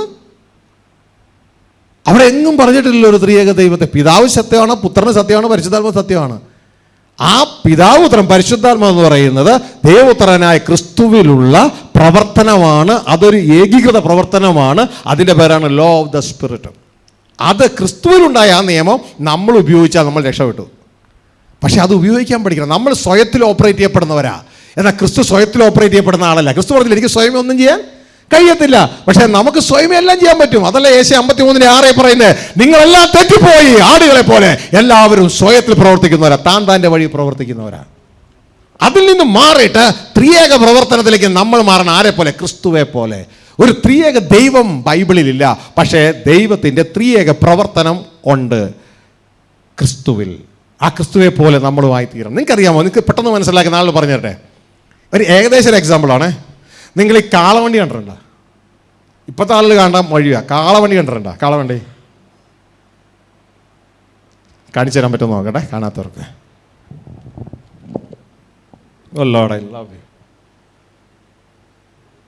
Oh, Father, we thank you.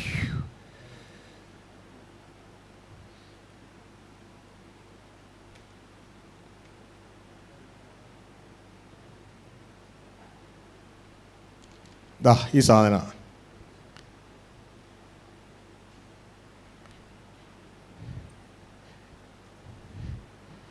ഈ കാളവണ്ടിയുടെ പ്രവർത്തനം നിങ്ങൾക്കറിയാമോ? ത്രിയേക പ്രവർത്തനമാണ്. ത്രിയേക പ്രവർത്തനം. കാള മുമ്പിൽ, അതിനെ ലീഡ് ചെയ്യുന്ന ആൾ അതിൻ്റെ മുകളിൽ കയറിയിരിക്കുന്നു. വണ്ടിയുടെ മുകളിൽ ലോഡ് വണ്ടിയുടെ മുകളിൽ വെച്ചിരിക്കുന്നു. ആ വണ്ടിയുടെ മുകളിൽ ലോഡുള്ളത് കൊണ്ട് കാളയ്ക്ക് പ്രയാസമില്ല വലിച്ചോട്ട് പോകാൻ. ചുമ്മാ നടന്നാൽ ലോഡ് പുറകെ പോരും. മനസ്സിലാവുന്നുണ്ടോ? പക്ഷെ നിയന്ത്രിക്കണത് ആരാ? കാള അനുസരിക്കുന്നേ ഉള്ളൂ, നിയന്ത്രിക്കണം മുഴുവൻ അതിലിരിക്കുന്ന വണ്ടിക്കാരനാണ്. ഇതേപോലെയാണ് ത്രിയേക പ്രവർത്തനം. ലോ ഓഫ് ദ സ്പിരിറ്റ് എന്ന് പറയുന്ന സംഭവം പിടുത്തം കിട്ടിയ സ്വർഗസ്ഥ പിതാവ് കാളവണ്ടി ദൈവാത്മാവായിട്ട് വരും. ഹല്ലേലൂയ. ആ ഇരിക്കുന്ന ആ ഓടിക്കുന്ന ആളിലെ സ്വർഗസ്ഥ പിതാവായിട്ട് വരും. ഹല്ലേലൂയ. ആ കാള ദൈവപുത്രന്മാരായിട്ട് വരും. ക്രിസ്തുവും ക്രിസ്തുവിലുള്ള നമ്മളുമായിട്ട് വരും. പിടുത്തം കിട്ടിയ ഹല്ലേലൂയ. അങ്ങനെ ആ കാളവണ്ടിക്കാരൻ കാളവണ്ടിയിലിരുന്ന് കാളയെ നയിക്കുന്നു, വലിയ ഭാരം ലക്ഷ്യസ്ഥാനത്ത് എത്തിക്കുന്നു. ഇതാണ് യഥാർത്ഥത്തിൽ കൃപ ഓപ്പറേഷൻ നടക്കുന്നത്. ഹല്ലേലൂയ. ദൈവകൃപയുടെ ഓപ്പറേഷൻ നടക്കുന്നത്. കാളയ്ക്ക് ഭാരമില്ല, കാള ചുമ്മാ നടന്നാൽ മാത്രം മതി. ഹല്ലേലൂയ. ഈ ഒരു സംഭവം നിങ്ങൾ തിരിച്ചറിയുക. ഇതൊരു ത്രിയേക പ്രവർത്തനം. ഇതേപോലെയാണ് ലോ ഓഫ് ദ സ്പിരിറ്റ്. ഇനി ശ്രദ്ധിച്ചു നോക്കിയേ, മനുഷ്യരെങ്ങനെയാണ് പ്രവർത്തിക്കുന്നത് അറിയാമോ? വീണുപോയവര് ഇപ്പൊ കാളയെ അങ്ങ് അഴിച്ചു വിട്ടെ, അതിൽ നിന്ന് ആ യോക്കങ്ങ് മാറ്റിയിട്ട് കർത്താവ് പറഞ്ഞില്ലേ, എൻ്റെ നുഖമേറ്റ് എന്നോട് പഠിക്കാനല്ലേ പറഞ്ഞേ, ആ നുഖം അങ്ങ് മാറ്റ്. ആ നുഖം അങ്ങ് മാറ്റിയിട്ട് കാളയെ അഴിച്ചു വിട്ടാലോ? കാളയ്ക്ക് ഈ പ്രവൃത്തിയൊന്നും ചെയ്യാൻ പറ്റത്തില്ല. ഹല്ലേലൂയ. കാരണം ഈ പ്രവൃത്തി ഇതുപോലെ ഇത്രയും ഭാരം കൊണ്ടുപോകാൻ സഹായിച്ചത് ആ വണ്ടിയുടെ സ്ട്രക്ചറാണ്. ആ വീലൊക്കെ സെറ്റ് ചെയ്ത് ചുമ്മാ തള്ളിയാൽ മതി, അതങ്ങ് പോകും. ഹല്ലേലൂയ. അപ്പോൾ എൻ്റെ പ്രിയ കുഞ്ഞുങ്ങളെ, ഇത് ലോ ഓഫ് ദ സ്പിരിറ്റ് പഠിക്കുമ്പോൾ നമുക്ക് പഠിക്കാം. ഇപ്പം നിങ്ങളെ ഒന്ന് അത് മനസ്സിലാക്കാൻ വേണ്ടി ക്രിസ്തുവിലുള്ള ത്രിയേക പ്രവർത്തനം ഇനി നമ്മളിലും വരണം. ഇത് സഭയ്ക്ക് അറിയത്തില്ല ഈ സംഭവം. ഇത് അറിഞ്ഞാൽ നിങ്ങളുടെ ജീവിതം എളുപ്പമായി. ഹല്ലേലൂയ. അതുകൊണ്ടാണ് പറഞ്ഞ ന്യായപ്രമാണത്തിൻ്റെ ഭാരമൊക്കെ ഉണ്ടല്ലോ, അത് ആത്മാവിൻ്റെ പ്രമാണം വരുമ്പോൾ പോവുക. ഹല്ലേലൂയ. ജഡത്താലുള്ള ബലഹീനത നിമിത്തം ന്യായപ്രമാണത്തിന് കഴിയാഞ്ഞതിനെ സാധിപ്പാനാണ് ആത്മാവിൻ്റെ പ്രമാണം. ഇത് തിരിച്ചറിയണം നമ്മൾ. Hallelujah. Oh father, we thank you. നമുക്ക് തിരിച്ച് നമ്മുടെ സബ്ജക്റ്റിലേക്ക് തന്നെ വരാം. ഹല്ലേലൂയ. ഇതാ അന്ന് അപ്പോസ്തലന്മാർ പ്രവർത്തിച്ചത് യേശു ക്രിസ്തു തന്നെയാണ് ദൈവ പുത്രൻ എന്നാണ് അവർ പള്ളികളിൽ പ്രസംഗിച്ചുകൊണ്ട് നടന്നത്. പക്ഷേ ഇന്ന് സംഭവം മാറി. ഹല്ലേലൂയ. യേശു ക്രിസ്തുവിന്റെ ദൈവത്വം പറയാൻ സമ്മതിക്കില്ല. ആരെങ്കിലും പറഞ്ഞാൽ നീ യേശുവിനെ കുറയ്ക്കൂ. ഹല്ലേലൂയ. അതാണ് ബൈബിൾ പറയുന്നത്. ദൈവപുത്രൻ ദൈവം തന്നെയാ. പിന്നെ കുറെ ട്രാൻസ്ലേഷൻ മിസ്റ്റേക്ക് ഉണ്ട് കേട്ടോ ബൈബിളിലെ. ഹല്ലേലൂയ. അതൊക്കെ അടുത്ത ദിവസം ദൈവത്തിന്റെ ആത്മാവ് പൊട്ടിച്ചു തരും. നോക്കിക്കോ. ഹല്ലേലൂയ. കുറെ എണ്ണം ഉണ്ട്. ഒരു റോമ 9:5, ടൈറ്റസ് 2:12, 13. ഹല്ലേലൂയ. ഇതാ അതെല്ലാം ഓൺലൈനിൽ പ്രദർശിപ്പിക്കും, അതിന്റെ ട്രാൻസ്ലേഷൻ മിസ്റ്റേക്ക് മൊത്തം. ഹല്ലേലൂയ. കുറെ ട്രാൻസ്ലേഷൻ മിസ്റ്റേക്കുകളിൽ പണിതിരിക്കുന്ന വിശ്വാസം നാണിച്ചിട്ട് വയ്യ. വിശ്വാസം പണിയുന്നത് ധൈര്യമായിട്ട് നല്ല വചനം റൈറ്റായിട്ട് ഒരു ട്രാൻസ്ലേഷൻ മിസ്റ്റേക്കും ഇല്ലാത്ത വചനത്തിൽ പണിയ. ഹല്ലേലൂയ. അടുത്ത ദിവസങ്ങളിൽ നമുക്കത് മനസ്സിലാക്കാം. അപ്പോൾ പ്രിയ സഹോദരങ്ങളെ, ഇനി ആദ്യകാല സുവിശേഷ പ്രസംഗങ്ങൾ എങ്ങനെയായിരുന്നു അറിയാമോ? യേശു ക്രിസ്തു അത്യുന്നതനായ ദൈവം വിശ്വസിക്കുകയല്ല. ആദ്യകാല സുവിശേഷ പ്രവർത്തനങ്ങളിൽ അപ്പോസ്തലപ്രവൃത്തി 8-ാം അധ്യായത്തിൽ എഴുതിയിട്ടുണ്ട്, ആദ്യകാല സുവിശേഷ പ്രവർത്തനങ്ങളിൽ യേശു ക്രിസ്തു ദൈവപുത്രനാണ് പറഞ്ഞുകൊണ്ടിരുന്നേ. ഇവിടെ നേരത്തെ പറഞ്ഞതുപോലെ ഷണ്ഡനെ ഫിലിപ്പോസ് സ്നാനപ്പെടുത്തുകയാണ്. അപ്പോസ്തലപ്രവൃത്തി 8-ാം അധ്യായത്തിൽ കാണാം. അപ്പോൾ ഇതാ സുവിശേഷം പറഞ്ഞു പോണ വഴിക്ക് ഷണ്ഡൻ പറഞ്ഞു, ദേ വെള്ളം, എന്നെ സ്നാനപ്പെടുത്തുവോ? അപ്പോൾ ഫിലിപ്പോസ് ചോദിച്ചു, നീ പൂർണ്ണ ഹൃദയത്തോടെ വിശ്വസിക്കുന്നെങ്കിലാകാം. ഉടനെ ഷണ്ഡൻ പറയുകയാണ്, യേശു ക്രിസ്തു ദൈവപുത്രൻ എന്ന് ഞാൻ വിശ്വസിക്കുന്നു. ഷണ്ട, നിന്നെ ഞാൻ സ്നാനപ്പെടുത്തത്തില്ല. എന്താ? യേശു ദൈവപുത്രനല്ല, അത്യുന്നതനായ ദൈവമാണ്. എന്തായാലും സ്നാനപ്പെടുത്തു? അങ്ങനെയൊന്നുമല്ല. അതെ, ഫിലിപ്പോസ് പറഞ്ഞത് അവതരിപ്പിച്ചത് യേശു ക്രിസ്തു ദൈവത്തിന്റെ പുത്രനാണെന്നാണ്. വായിച്ചേ. അതിന് ഫിലിപ്പോസ്, നീ പൂർണ്ണ ഹൃദയത്തോടെ വിശ്വസിക്കുന്നു എങ്കിൽ ആകാം എന്ന് പറഞ്ഞു. യേശു ക്രിസ്തു ദൈവപുത്രൻ എന്ന് ഞാൻ വിശ്വസിക്കുന്നു എന്ന് അവൻ ഉത്തരം പറഞ്ഞു. യേശു ക്രിസ്തു ദൈവപുത്രൻ. അപ്പൊ ആദ്യകാലത്ത് യേശു ക്രിസ്തു ദൈവപുത്രൻ എന്ന് വിശ്വസിച്ചാൽ മതിയായിരുന്നു. ഹല്ലേലൂയ. ഇന്ന് സംഭവം മാറിപ്പോയത് ഇതാണ്. 1 യോഹന്നാൻ 4:15 യോഹന്നാൻ പറയുന്നത്, യേശു ക്രിസ്തു ദൈവപുത്രൻ നിങ്ങൾ വിശ്വസിച്ചാൽ ദൈവം നിങ്ങളിലും നിങ്ങൾ ദൈവത്തിലും വസിക്കുന്നു. ഇതൊക്കെ ഇന്നത്തെ കാലത്താണ് പിശാച് സഭയിൽ നിന്ന് മാറ്റിയെടുത്തത്. ഹല്ലേലൂയ. എന്താ ഉദ്ദേശം? ക്രിസ്തുവിനെ കൊണ്ട് പിതാവിനെ പുറത്താക്കണം. ഫസ്റ്റ് സ്റ്റെപ്പ് ഇതാ, യേശു ക്രിസ്തു അവകാശിയായ ദൈവത്താൽ ജീവിക്കുന്ന, ദൈവത്തിൽ ആശ്രയിച്ച് ജീവിക്കുന്ന ക്രിസ്തുവിനെ കൊണ്ടുവന്ന് പിതാവിനൊപ്പത്തിനൊപ്പം ആക്കി ത്രിയേക ദൈവത്തെ ഉണ്ടാക്കുക. Step number 1. രണ്ടാമത്തെ സ്റ്റെപ്പ്, ഇതിനെക്കുറിച്ച് യാതൊരു വിവരമില്ലാത്ത ജനത്തിന്റെ ഇടയിൽ നിന്ന് ഈ പിതാവിനെ അങ്ങ് എടുത്തു മാറ്റുക, പുത്രനെ മാത്രം കൊണ്ടുവരിക. അതുവഴി പിശാച് ചെയ്തതെന്നറിയാമോ? കുടുംബത്തിലെ ബലവാനെ പിടിച്ചു കെട്ടി. ഏതാണ് ബലവാൻ? കുടുംബത്തിലെ ബലവാനാണ് അത്യുന്നതനായ സ്വർഗസ്ഥ പിതാവ്. പിതാവിനെ ആർക്കെങ്കിലും പിടിച്ചു കെട്ടാൻ പറ്റുമോ? പറ്റില്ല. പക്ഷെ നമ്മുടെ ജീവിതത്തിൽ പിടിച്ചു കെട്ടി. എങ്ങനെ? പിതാവിനെ നമ്മൾ ഇന്ന് ഒഴിവാക്കി തന്നു. യേശുക്രിസ്തു പറയുന്നു, എന്റെ കയ്യിൽ നിന്ന് നിങ്ങളെ പിടിച്ചു പറിക്കാൻ കഴിവുള്ള ഒരുവനുമില്ല. അതിന്റെ കാരണം ഞാനാണെന്നല്ല, നിങ്ങളെ എനിക്ക് തന്ന പിതാവ് എല്ലാവരെക്കാളും വലിയവൻ. പിതാവിന്റെ കയ്യിൽ നിന്ന് പിടിച്ചു പറിക്കാൻ കഴിവുള്ള ഒരുവനുമില്ല. യോഹന്നാൻ 10, പിതാവിന്റെ കയ്യിൽ നിന്ന് പിടിച്ചു പറിക്കാൻ കഴിവുള്ള ഒരുവനുമില്ല. യേശു മറ്റൊരു ഭാഗം യോഹന്നാൻ 14:28 യേശു പറയുന്നു, പിതാവ് എന്നെക്കാളും വലിയവനാ. ഹല്ലേലൂയ. ഞാൻ സർവ്വപ്രപഞ്ചത്തിന്റെ രാജാവാ, സത്യമാ. പക്ഷെ എന്നെ ഓർഡർ ചെയ്തത് എന്റെ അപ്പനാ. എനിക്ക് അധികാരം തന്നത് എന്റെ അപ്പനാ. ഇതുകൊണ്ട് യേശുക്രിസ്തു പറയുന്നേ, സ്വർഗത്തിലും ഭൂമിയിലും സകല അധികാരവും എനിക്ക് നൽകപ്പെട്ടിരിക്കുന്നു. പക്ഷെ എടുക്കാൻ പറ്റുന്നില്ല. ഭൂമിയിൽ അധികാരം എടുക്കാൻ പറ്റത്തില്ല. അതെടുക്കാൻ പോവാ. ഇന്ന് മുഖാന്തര ഭരണമാ. നമ്മളിലൂടെ വാഴണം. നമ്മൾ ക്രിസ്തുവിനെ അനുസരിച്ചാൽ, ദൈവത്തിന്റെ ആത്മാവിനെ അനുസരിച്ചാൽ നമ്മളിലൂടെ ഇന്ന് ദൈവത്തിന്റെ ഭൂമിയിൽ വാഴാം. നമ്മളിലൂടെ അത്രേ പറ്റുള്ളൂ. ഹല്ലേലൂയ. പക്ഷെ അടുത്ത സ്റ്റേജ്, യേശു ക്രിസ്തു ദൈവപുത്രൻ ഡയറക്റ്റ് ആയിട്ട് ജെറുസലേം തലസ്ഥാനമാക്കി വാഴും. അത് മുഖാന്തര ഭരണമാണ്. അതല്ല, അതിന്റെ അടുത്ത സ്റ്റേജ്, പുതിയ ആകാശം പുതിയ ഭൂമിയും വരും. അന്ന് യഹോവ സർവ്വഭൂമിക്കും രാജാവാകും. ഇതാ ദൈവം മനുഷ്യരോട് കൂടാരമടിക്കും. ഹല്ലേലൂയ. അപ്പോ പുത്രൻ എല്ലാ അധികാരങ്ങളും, എല്ലാ കിങ്ഡം, എല്ലാം നമ്മളെ എല്ലാ പിതാവിനെ ഏൽപ്പിച്ചിട്ട് ആ പിതാവിന് കീഴടങ്ങി ഇരിക്കാം. ഹല്ലേലൂയ. ഇതാ നമ്മളോട് പ്രാർത്ഥിക്കാൻ പറഞ്ഞത്, സ്വർഗസ്ഥനായ ഞങ്ങളുടെ പിതാവേ, അങ്ങയുടെ മഹത്വപ്പെടണം. എങ്ങനെ? അങ്ങയുടെ രാജ്യം വരണം. എവിടെ? ഭൂമിയിൽ. ഇതാണ് നമ്മൾ അന്വേഷിക്കാൻ പറഞ്ഞത്, ദൈവരാജ്യം അന്വേഷിക്കുക. ഹല്ലേലൂയ. ഇതാണ് നമ്മളോട് ശിഷ്യന്മാരെ പ്രസംഗിക്കാൻ പറഞ്ഞത്. നിങ്ങൾ പോകുമ്പോൾ ദൈവരാജ്യം സമീപിച്ചു എന്ന് ഘോഷിപ്പീൻ. ഇത് നമ്മൾ മനസ്സിലാക്കണം, പ്രവർത്തിക്കണം. ഹല്ലേലൂയ. ഇനി വായിച്ചാട്ടെ. ഇതാ അപ്പോസ്തലപ്രവൃത്തി 29:22. ആദ്യ കാലങ്ങളിൽ എങ്ങനെയായിരുന്നു അപ്പോസ്തലന്മാരുടെ പ്രസംഗം? വായിക്കും 9:22. ശൗലോ മേൽക്കുമേൽ ശക്തി പ്രാപിച്ചു, യേശു തന്നെ ക്രിസ്തു എന്ന് തെളിയിച്ച് ദമസ്കോസിൽ പാർക്കുന്ന യഹൂദന്മാരെ മിണ്ടാതാക്കി. ഇന്നത്തെ ഡിബേറ്റ് എന്തിനാണെന്നറിയാമോ? ഈ യേശു ക്രിസ്തു ആണ് അത്യുന്നതനായ ദൈവം എന്ന് തെളിയിക്കാൻ ഇന്നത്തെ ഡിബേറ്റ്. അന്ന് ഇവര് ഡിബേറ്റ് ചെയ്തുകൊണ്ടിരുന്നത്, പറഞ്ഞുകൊണ്ടിരുന്നത്, ഈ യേശു തന്നെ, ഈ മരപ്പണിക്കാരൻ തന്നെയാണ് ദൈവത്തിന്റെ പുത്രനായ ക്രിസ്തു മെസ്സിഹ എന്നാ തെളിയിച്ചുകൊണ്ടിരുന്നത്, രാജാവെന്ന് തെളിയിച്ചുകൊണ്ടിരുന്നത്. ഒന്നുകൂടി വായിച്ചത് തന്നെ, യേശു തന്നെ ദൈവപുത്രൻ എന്ന് തെളിയിച്ചുകൊണ്ട് ദമസ്കോസിൽ പാർക്കുന്ന യഹൂദന്മാരെ മിണ്ടാതാക്കി. മനസ്സിലായോ? അന്ന് യേശു തന്നെ ദൈവപുത്രൻ, യേശു തന്നെ മിശിഹ എന്ന് തെളിയിച്ചുകൊണ്ടേ ഇരുന്നു. ഇന്ന് സംഭവം തിരിഞ്ഞു. ഹല്ലേലൂയ. യഹൂദന്മാർ യേശുവിനെ വെറും മനുഷ്യനാക്കി താഴേക്ക് ഡീഗ്രേഡ് ചെയ്തു. ഇന്നത്തെ ക്രിസ്ത്യാനികൾ യേശു എന്ന ദൈവപുത്രനെ അപ്ഗ്രേഡ് ചെയ്തു, അത്യുന്നതനായ ദൈവമാക്കി. രണ്ടും തെറ്റ്. കാരണം യേശുവിനെ പോലെ ആകാൻ, ആ ക്രിസ്തുവിനെ പോലെ ആകാൻ നമ്മളെ വിളിച്ചേക്കണേ. ക്രിസ്തുവിനെ പോലെ ആകാൻ, ക്രിസ്തുവിന്റെ യേശു രൂപത്തിൽ, ജഡരൂപത്തിലേക്ക് വരാനല്ല നമ്മളെ വിളിച്ചേ. നമ്മളെ വീണ്ടും ജഡരക്തത്തിൽ നിന്ന് കൊണ്ടുപോകുക അവിടുന്ന് ക്രിസ്തുവിന്റെ ആത്മരൂപത്തിലേക്ക്. ഹല്ലേലൂയ.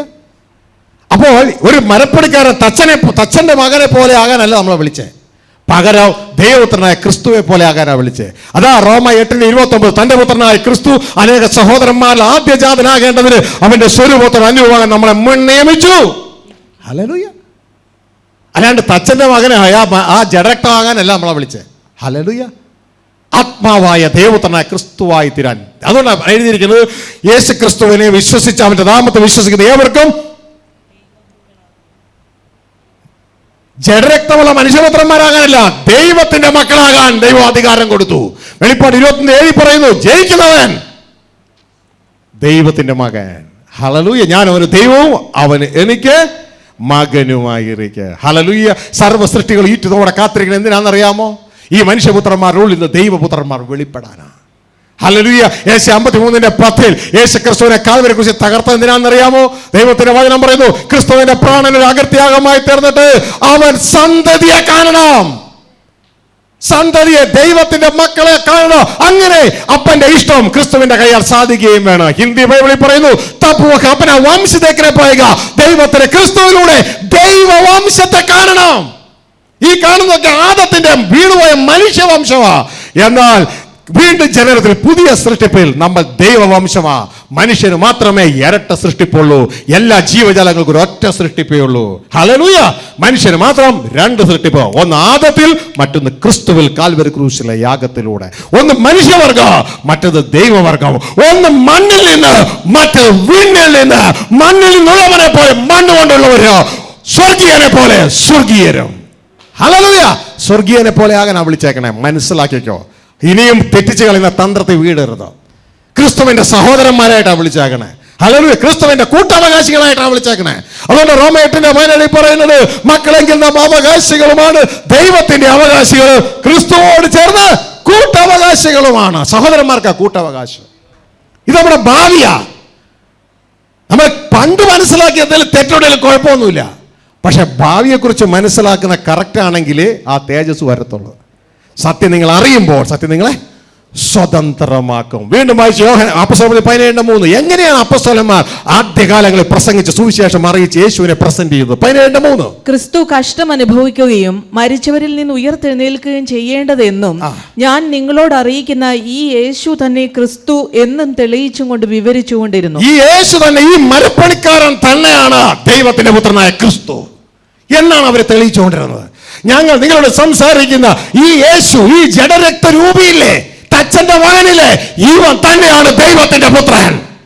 അവൻ ഭൂമിയിൽ മനുഷ്യന്റെ പുത്രനായിരിക്കുമ്പോ അവൻ സ്വർഗത്തിൽ ദൈവത്തിന്റെ പുത്രനാ. അവൻ രാജാവാ, അവൻ വാഴുന്നവനാ.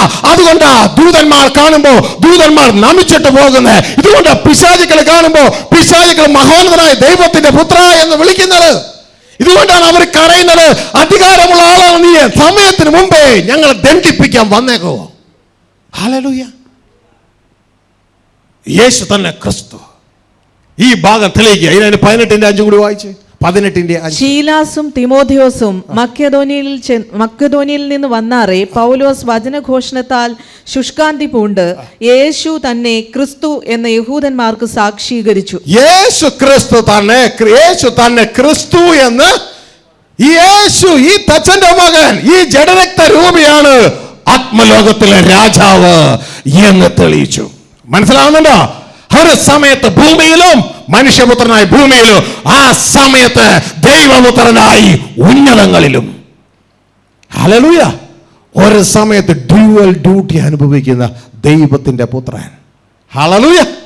ഇതുകൊണ്ടാണ് ഇടയ്ക്കിടയ്ക്ക് പറയുന്നേ, ഹല്ലേലൂയ. നിങ്ങൾ കാണും, ദൂതൻ മനുഷ്യപുത്രൻ കയറുന്നതും ഇറങ്ങുന്നതും, ദൂതന്മാർ കയറുന്നതും ഇറങ്ങുന്നതും. ഇതുകൊണ്ടാ ഇടയ്ക്ക് മഗ്ദലക്കാരത്തി മറിയത്തോട് പറഞ്ഞു, മറിയേ, ഞാൻ ഒരിടം വരെ പോയോ? എവിടെയാണ്?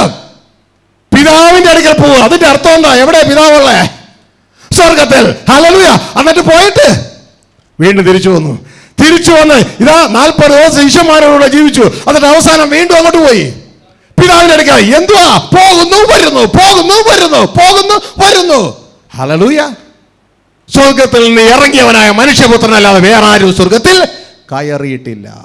അവ ഇറങ്ങുകയും കയറുകയും ചെയ്യുന്നു. തന്റെ പരിവാരങ്ങൾ ദൂതന്മാർ ഇറങ്ങുകയും കയറുകയും ചെയ്യുന്നു. ഹല്ലേലൂയ. സ്വർഗത്തിലും ഭൂമിയിലും. ഇന്ന് നിങ്ങളും ഉണ്ട് അതുപോലെ. ഒന്ന് മനസ്സിലായിട്ടുണ്ടോ മക്കളെ? നിങ്ങളും ഇന്ന് വീണ്ടും ജനിച്ച നിങ്ങളും അതുപോലെയാ ഇന്ന്. ഹല്ലേലൂയ. നിങ്ങളും അതുപോലെയാ. എഫെസ്യർ 2:6-7 പറയുന്നു, നിങ്ങളുടെ ജീവൻ ക്രിസ്തുവിൽ മറഞ്ഞ് സ്വർഗത്തിൽ ദൈവത്തിൽ മറഞ്ഞിരിക്കുന്നു. ഇരിക്കുന്നു. അതാണ് പുതിയ സൃഷ്ടിയിലെ ജീവൻ. നമുക്ക് അതിനെക്കുറിച്ചുള്ള തിരിച്ചറിവില്ല. 2:6-7 വായിച്ചേ. എഫെസ്യർ 2:6-7. ക്രിസ്തുയേശുവിൽ നമ്മെക്കുറിച്ചുള്ള വാത്സല്യത്തിൽ തന്റെ കൃപയുടെ അത്യന്ത ധനത്തെ വരും കാലങ്ങളിൽ കാണിക്കേണ്ടതിന് ക്രിസ്തുയേശുവിൽ അവനോടുകൂടെ ഉയർത്തെഴുന്നേൽപ്പിച്ച് സ്വർഗത്തിൽ ഇരുത്തുകയും ചെയ്തു. കണ്ടോ? അപ്പൊ നമ്മളെ എവിടെ ഇരുത്തിയേക്കണേ? പക്ഷെ ഈ ബോധം വല്ലതും ഉണ്ടോ? നമ്മൾ ജഡത്തിൽ കിടക്കുമല്ലേ? നമ്മളെ ഉയർത്തെഴുന്നേൽപ്പിച്ച് എവിടെ ഇരുത്തി? സ്വർഗത്തിൽ ഇരുത്തിയിരിക്കുക. പക്ഷെ എവിടെ ഇരിക്കണേ ഇപ്പോൾ? നമ്മുടെ ബോധത്തിൽ, പ്രാർത്ഥനാലയത്തിൽ, കസേരമേൽ അല്ലേ? അത് ജഡമായിരിക്കണേ, മറ്റേതിരിക്കണ ആത്മാവാ. പിടുത്തം കിട്ടിയ? ഹല്ലേലൂയ. അപ്പോൾ പ്രിയ സഹോദരങ്ങളെ, ഈ സത്യം എത്രത്തോളം നിങ്ങൾ അറിയുന്നു അത്രത്തോളം നിങ്ങളെ സത്യം സ്വതന്ത്രമാക്കുവാനായിട്ട് ഇടയാകുക. അപ്പോൾ യേശു ആരാണ് തിരിച്ചറിയണം. യേശു ആരാണ്? ഇതാ സങ്കീർത്തനം 2-ാം അധ്യായം അതിൻ്റെ 7-ാം വാക്യം ഒന്ന് വായിച്ച്. ഞാനൊരു നിർണയം പ്രസ്താവിക്കുന്നു. യഹോവ എന്നോട് അരുളി ചെയ്തത്, നീ എന്റെ പുത്രൻ, ഇന്ന് ഞാൻ നിന്നെ ജനിപ്പിച്ചിരിക്കുന്നു. ഇന്ന് ഞാൻ നിന്നെ ജനിപ്പിച്ചിരിക്കുന്നു, നീ എന്റെ പുത്രൻ. ഇത് യേശുക്രിസ്തുവിന്റെ ജനനമല്ല, ക്രിസ്തുവിന്റെ, ഈ ഭൂമിയിലെ യേശുവിന്റെ ജനനമല്ല, ക്രിസ്തുവിന്റെ ജനനമാ ലോക സ്ഥാപനങ്ങൾക്ക് മുമ്പ്. എന്നിട്ട് ഈ പുത്രനെ എന്ത് ചെയ്തു? 6-ാം വാക്യം. എന്റെ വിശുദ്ധ പർവ്വതമായ സിയോനിൽ ഞാൻ എന്റെ രാജാവിനെ വാഴിച്ചിരിക്കുന്നു. എന്റെ വിശുദ്ധ പർവ്വതമായ സിയോനിൽ ഞാൻ എന്ത് ചെയ്തു? എന്റെ രാജാവിനെ വാഴിച്ചിരിക്കുന്നു. യഹോവ പറയേ, യഹോവയായി പറയണേ, യഹോവയാ പറയണേ. അപ്പൊ ഈ പുത്രനെ കൊണ്ട് യഹോവയ്ക്ക് എങ്ങനെ ഇരിക്കും? യഹോവ പറയുകയാണ്, ഞാൻ എന്റെ വിശുദ്ധ പർവ്വതമായ സിയോനിൽ എന്റെ രാജാവിനെ വാഴിച്ചിരിക്കുന്നു. അതിന്റെ തുടക്കം എങ്ങനെയാണ്? യഹോവയ്ക്കും അവന്റെ അഭിഷിക്തനും വിരോധമായി. യഹോവയും യഹോവയുടെ മകനും. അഭിഷിക്തൻ എന്ന് വെച്ചാൽ ക്രിസ്തു, കർത്താവ്, രാജാവ്. വായിച്ച്. യഹോവയ്ക്കും അവന്റെ അഭിഷിക്തനും വിരോധമായി ഭൂമിയിലെ രാജാക്കന്മാർ എഴുന്നേൽക്കുകയും അധിപതികൾ തമ്മിൽ ആലോചിക്കുകയും ചെയ്യുന്നത്. യഹോവയ്ക്കും അവന്റെ അഭിഷിക്തനും വിരോധമായി. യഹോവയുടെ അഭിഷിക്തനാണ് ക്രിസ്തു. അതാണ് യഹോവയാൽ അഭിഷേകം ചെയ്യപ്പെട്ട രാജാവ്. ഇതുകൊണ്ടാണ് ക്രിസ്തു പറയുന്നത്, പിതാവ് എന്നെക്കാൾ വലിയവൻ, എന്നെ അഭിഷേകം ചെയ്യുവാൻ കഴിവുള്ള ഒരേ ഒരാളാണ് എൻ്റെ അപ്പൻ. ഹല്ലേലൂയ. സകലത്തിന്റെ മുകളിൽ ഞാനാണ് second in commander of the universe, എൻ്റെ പിതാവിന്റെ കീഴെ. ഹല്ലേലൂയ. അതുകൊണ്ടാണ് ദൈവത്തിന്റെ വചനം സഭകളിൽ വായിക്കാത്ത ഒരു വചനം ഇങ്ങനെ പറയുന്നത്, ക്രിസ്തുവിന്റെ തല ദൈവം. ഹല്ലേലൂയ. ഇത് നമ്മൾ തിരിച്ചറിയണം. ഇതുകൊണ്ടാണ് ക്രിസ്തു പ്രപഞ്ചത്തിന്റെ രാജാവ് ഹെഡിങ് കൊടുത്തിട്ട് അതിൽ ആദ്യ വചനം ഇതാ, പല വചനങ്ങളുണ്ട്. ക്രിസ്തു പറയാണ്, പിതാവ് സകലവും എങ്കിൽ പരമേൽപ്പിച്ചിരിക്കുന്നു, എന്റെ അപ്പൻ എല്ലാം എന്റെ കയ്യിൽ തന്നിരിക്കുക, ഞാനാണ് പ്രപഞ്ചത്തിന്റെ രാജാവ്, എല്ലാം എന്നെ ഏൽപ്പിച്ചേക്കുക. വായിച്ചേ 11:27. എന്റെ പിതാവ് സകലവും എങ്കിൽ ഭരമേൽപ്പിച്ചിരിക്കുന്നു. എന്റെ പിതാവ് സകലവും എന്റെ കയ്യിൽ ഭരമേൽപ്പിച്ചിരിക്കുന്നു. ലൂക്കോസ് 10:22. എന്റെ പിതാവ് സകലവും എങ്കിൽ ഭരമേൽപ്പിച്ചിരിക്കുന്നു. എന്റെ പിതാവ് സകലവും എന്റെ കയ്യിൽ ഭരമേൽപ്പിച്ചിരിക്കുന്നു. യോഹന്നാൻ 3:35. എന്തുകൊണ്ടാണ് ഭരമേൽപ്പിച്ചത്? പിതാവ് പുത്രനെ സ്നേഹിക്കുന്നു, സകലവും അവന്റെ കയ്യിൽ കൊടുത്തുമിരിക്കും. പിതാവ് പുത്രനെ സ്നേഹിച്ചത് കൊണ്ട്, എന്റെ പ്രിയ മോനെ മോളെ, നീ പിതാവിനെ സ്നേഹിക്കാൻ, നിന്റെ കയ്യിൽ ഏൽപ്പിക്കാൻ പലതും ദൈവം തരും. ഹല്ലേലൂയ. നിന്റെ കയ്യിൽ പലതും ഏൽപ്പിക്കുക. പിതാവ് പുത്രനെ സ്നേഹിച്ചതുകൊണ്ട് അവന്റെ കയ്യിലേക്ക് എല്ലാം ഏൽപ്പിച്ചിട്ടിരിക്കുകയാ. ഹല്ലേലൂയ. ഹെബ്രായ ലേഖനം 3:6. പിതാവ് പുത്രനെ ആരാക്കി വെച്ചിരിക്കുക? അധികാരിയാക്കി വെച്ചു. ക്രിസ്തുവോ അവന്റെ ഭവനത്തിന് അധികാരിയായ പുത്രനായിട്ട് തന്നെ. അപ്പൊ ക്രിസ്തു ആരെ? എവിടെയാ ജോലി? ദൈവഭവനത്തിലെ അധികാരിയാ. അതാ ജോലി. മനസ്സിലാവുന്നുണ്ടോ? ദൈവഭവനത്തിലെ അധികാരി എന്ന് വെച്ചാൽ മാനേജർ. ഹല്ലേലൂയ. ഉടമസ്ഥനല്ല, മാനേജർ. ഹല്ലേലൂയ. അപ്പൊ തന്നെ ക്രിസ്തു ആരാ? ഹെബ്രായർ 1:2 പറയുന്നു, അവകാശി. അവകാശി. വചനമായിട്ട് പഠിക്കുക. ഹല്ലേലൂയ. വചനമായിട്ട് പഠിക്കുക. അവകാശി. വായിച്ചേ. അവനെ താൻ സകലത്തിനും അവകാശിയാക്കി വെച്ചു. 1-2 വായിച്ചോളൂ. ഈ അന്ത്യകാലത്ത് ദൈവം പണ്ട് ഭാഗമായും വിവിധമായും പ്രവാചകന്മാർ മുഖാന്തരം പിതാക്കന്മാരോട് അരുളി ചെയ്തിട്ട് ഈ അന്ത്യകാലത്ത് പുത്രൻ മുഖാന്തരം നമ്മോട് അരുളി ചെയ്തിരിക്കുന്നു. പുത്രനെ താൻ സകലത്തിനും അവകാശിയാക്കി വെച്ചു. പുത്രൻ മുഖാന്തരം സകലം മുഴുവനും ലോകത്തെ ഉണ്ടാക്കി. മനസ്സിലായോ? അതാണ് മുഖാന്തരം എന്ന് പറയുന്നത്. ഹല്ലേലൂയ. പുത്രൻ കാരണഭൂതനല്ല, പുത്രൻ മുഖാന്തരമാണ്. അതുകൊണ്ട് ദൈവം ഉണ്ടാക്കി എന്ന് പറയുന്നിടത്ത് പുത്രൻ ഉണ്ടാക്കി എന്ന് പറഞ്ഞാലും തെറ്റില്ല. ശ്രദ്ധിക്കുക. അമ്മ ഉടുപ്പ് വാങ്ങിച്ചു തന്നു എന്ന് പറഞ്ഞു, പക്ഷേ ഉടനെ അപ്പം കേട്ടു. പിള്ളേർ ഒരിക്കലേ ഞാൻ എൻ്റെ ജീവിതത്തിൽ പറയാം, എന്തോ കാര്യം പറഞ്ഞപ്പോൾ ഏതൊരു കൊച്ചു പറഞ്ഞു, അതെ അമ്മയാണ് വാങ്ങിച്ചു തന്നെ.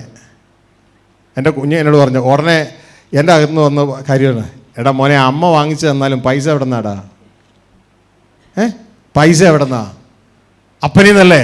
അതായത് അപ്പൻ അമ്മ മുഖാന്തരം വാങ്ങിച്ച് തന്നു. അപ്പൊ ഇതേപോലെ ധാരാളം വചനങ്ങൾ ബൈബിളിലുണ്ട്. ഇതാണ് നമ്മളെ തെറ്റിച്ച് കളയുന്നത്. മുഖാന്തരവും കാരണഭൂതരും നമുക്കറിയത്തില്ല. സ്വർഗസ്ഥ പിതാവ് ക്രിസ്തു മുഖാന്തരം നമ്മളെ രക്ഷിക്കുന്നു. സ്വർഗസ്ഥ പിതാവ് ക്രിസ്തു മുഖാന്തരം നമ്മളെ ന്യായം വിധിക്കുന്നു. മനസ്സിലാവുന്നുണ്ട്? അതെല്ലാം മുഖാന്തര ഭരണമാണ്. ഹല്ലേലൂയ, മുഖാന്തര ഭരണം. അപ്പോൾ ഇത് വളരെ ശ്രദ്ധയോടെ നമ്മൾ കാര്യം മനസ്സിലാക്കി ചെയ്യുക. അതുകൊണ്ടായി പലരും അറിവില്ലായ്മ കൊണ്ട് പറയുന്നതുകൊണ്ട്, പിശാചിനെ കബളിപ്പിക്കപ്പെട്ട് പറയുന്നത് കൊണ്ട് യേശുവാണ് യഹോവ എന്ന് പറയുന്നത്.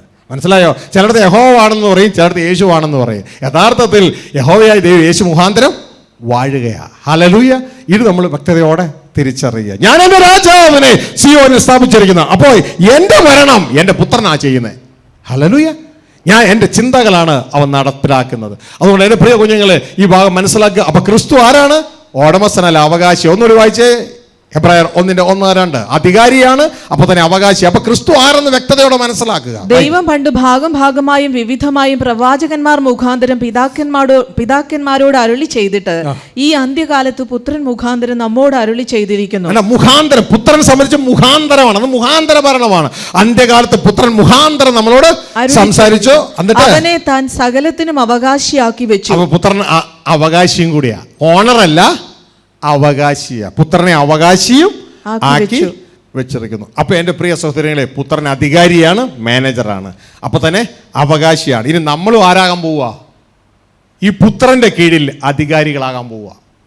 മനസ്സിലായോ? ഇതാണ് പുത്രൻ പറയുന്നത്, എൻ്റെ പിതാവ് എനിക്ക് രാജ്യം വിഭാഗിച്ചു തന്നതുപോലെ ജയിച്ചാൽ ഞാൻ നിങ്ങൾക്ക് രാജ്യം വിഭാഗിച്ചു തരും. അധികാരികളാകാൻ പോവുക. അപ്പൊ തന്നെ അവകാശികളും ആകാൻ പോവുക. പുത്രന്റെ സ്ഥാനം നമ്മൾ വളരെ വ്യക്തതയോടെ മനസ്സിലാക്കണം. പുത്രനിലൂടെയാണ് പിതാവിനെ തിരിച്ചറിയുന്നത്. ഹല്ലേലൂയ. എത്രത്തോളം പുത്രനെ നാം അറിയുന്നു, അത്രത്തോളം പിതാവിനെ അറിയും. ഇതുകൊണ്ട് യേശു പറയുന്നത്, നിങ്ങൾ എന്നെ അറിഞ്ഞിരുന്നുവെങ്കിൽ എൻ്റെ പിതാവിനെയും അറിയുമായിരുന്നു. ആദ്യം ക്രിസ്തുവെ അറിയുക, ക്രിസ്തുവിലൂടെ പിതാവിനെ അറിയുക. അങ്ങനെ ക്രിസ്തുവിലൂടെ പിതാവുമായി ഒന്നാവുക. അപ്പൊ പുത്രന്റെ ഡ്യൂട്ടി എവിടെയാന്ന് മനസ്സിലായി. പുത്രന്റെ ഡ്യൂട്ടി സ്വർഗത്തിലുണ്ട്, ഭൂമിയിലുണ്ട്. ഇന്ന് ഭൂമിയിലെ ഡ്യൂട്ടി കഴിഞ്ഞ സ്വർഗത്തിലാണ് മേജർ കോൺസെൻട്രേഷൻ ഫോക്കസ് ചെയ്യുന്നത്. ഭൂമിയിലുണ്ടോ? ഉണ്ട്. മുഖാന്തര ഭരണമാണ്. ഷാജിയിലൂടെ, സീനയിലൂടെ, തൊമ്മനിലൂടെ, ബാബുവിലൂടെ, തോമാസിലൂടെ മുഖാന്തര ഭരണമാണ്. ഹല്ലേലൂയ. എന്നാൽ ഡയറക്റ്റ് ഭരണം ചെയ്യുവാൻ വരുന്നുണ്ട്.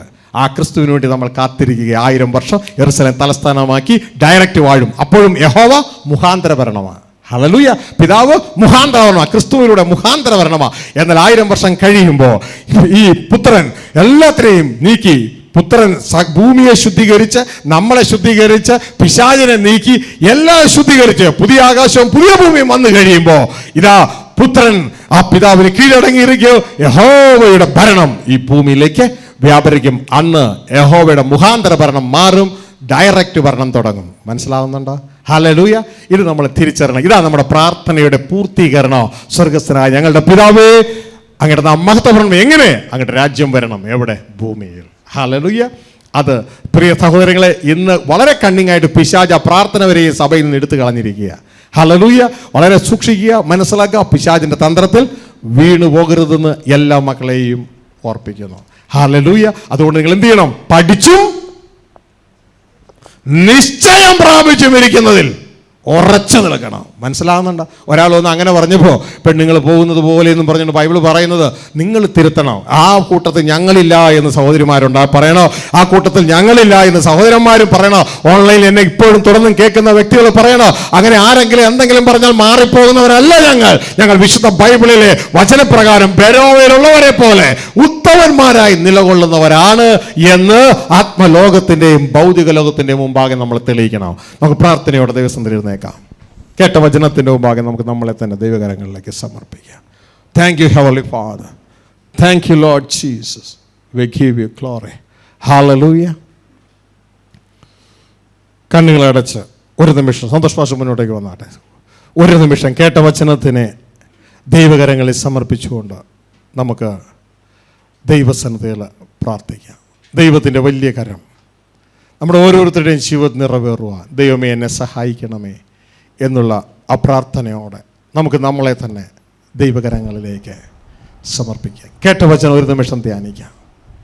ഞാൻ കേട്ടു, നമുക്ക് ക്രിസ്തുയേശുവിൽ ഭയഭക്തിയോടെ ജീവിക്കാൻ ആഗ്രഹിക്കുന്ന എല്ലാവർക്കും ഉപദ്രവം ഉണ്ടാകും. ദുഷ്ടമനുഷ്യരും മായാവിയിലും അടിക്കടി ദോഷത്തിന് മുതിർന്നു വന്നുകൊണ്ടേയിരിക്കും. അവിടെ നാം ഇന്നവരോട് കേട്ടുവെന്നും നാം കേട്ടത് പഠിച്ചത് നിശ്ചയം പ്രാപിക്കണമെന്നും മനുഷ്യരുടെ ചതിയാൽ വീണു പോകരുതെന്നും ഉപദേശത്തിന്റെ ഓരോ കാറ്റിനാൽ ആടി ഉലയരുതെന്നും അങ്ങനെ ഉലഞ്ഞാൽ നമുക്ക് വളരാൻ കഴിയുകയില്ല എന്നും ഇരുമനസ്സുള്ളവർ തൻ്റെ സകല വഴികളിൽ അസ്ഥിരന്മാരാകുമെന്നും നാം തിരിച്ചറിഞ്ഞു. യേശു ക്രിസ്തു ആരാണെന്നാണ് വിശുദ്ധ ബൈബിൾ പറയുന്നത്? പിതാവ് യേശു ആരാണെന്നാണ് പറയുന്നത്? യേശു നേരിട്ട് താൻ ആരാണെന്നാണ് പറയുന്നത്? അപ്പോസ്തലന്മാർ യേശു ആരാണെന്നാണ് പറയുന്നത്? ദൈവദൂതൻ യേശു ആരാണെന്നാണ് പറയുന്നത്? പിശാചുക്കൾ യേശു ആരാണെന്നാണ് പറയുന്നത്? ഇത് തിരിച്ചറിഞ്ഞുകൊണ്ട് അത് തന്നെ ഞാനും നിങ്ങളും പറയണം. നമ്മളോട് പറഞ്ഞു, യേശു ദൈവപുത്രനെ സ്വീകരിക്കുന്നവനിൽ ദൈവവും അവൻ ദൈവത്തിലും വസിക്കുന്നു. അതിൽ കൂടുതലായിട്ട് നമുക്കൊന്നും വേണ്ട, അതിനൊട്ടും കുറയ്ക്കുകയും വേണ്ട. യഹൂദന്മാരെ പോലെ കുറയ്ക്കാൻ പോകണ്ട, യേശുവിനെ തച്ചൻ്റെ മകനായി ഒതുക്കാൻ പോകണ്ട. വീണുപോയ ക്രിസ്ത്യാനികളെ പോലെ യേശു ക്രിസ്തുവിനെ ദൈവപുത്രനെ അത്യുന്നതനായ ദൈവമാക്കി ദൈവത്തെ അത്യുന്നത ദൈവമായ പിതാവിനെ ഒഴിവാക്കുകയും വേണ്ട. യേശു ക്രിസ്തു ദൈവപുത്രനാണെന്ന് വിശുദ്ധ ബൈബിൾ പറയുന്നത് പോലെ വിശ്വസിച്ചുകൊണ്ട് ആ യേശുവെ അനുഗമിച്ച് അനുസരിച്ച് യേശു ക്രിസ്തുവിലൂടെ പിതാവുമായി നമുക്കൊന്നാകാം. നമുക്ക് പ്രാർത്ഥിക്കാം. നമുക്ക് നമ്മളെ തന്നെ ദൈവകരങ്ങളിൽ ഏൽപ്പിക്കാം. കേട്ട വചനത്തിന് മുമ്പാകെ നമുക്ക് നമ്മളെ തന്നെ സമർപ്പിക്കാം.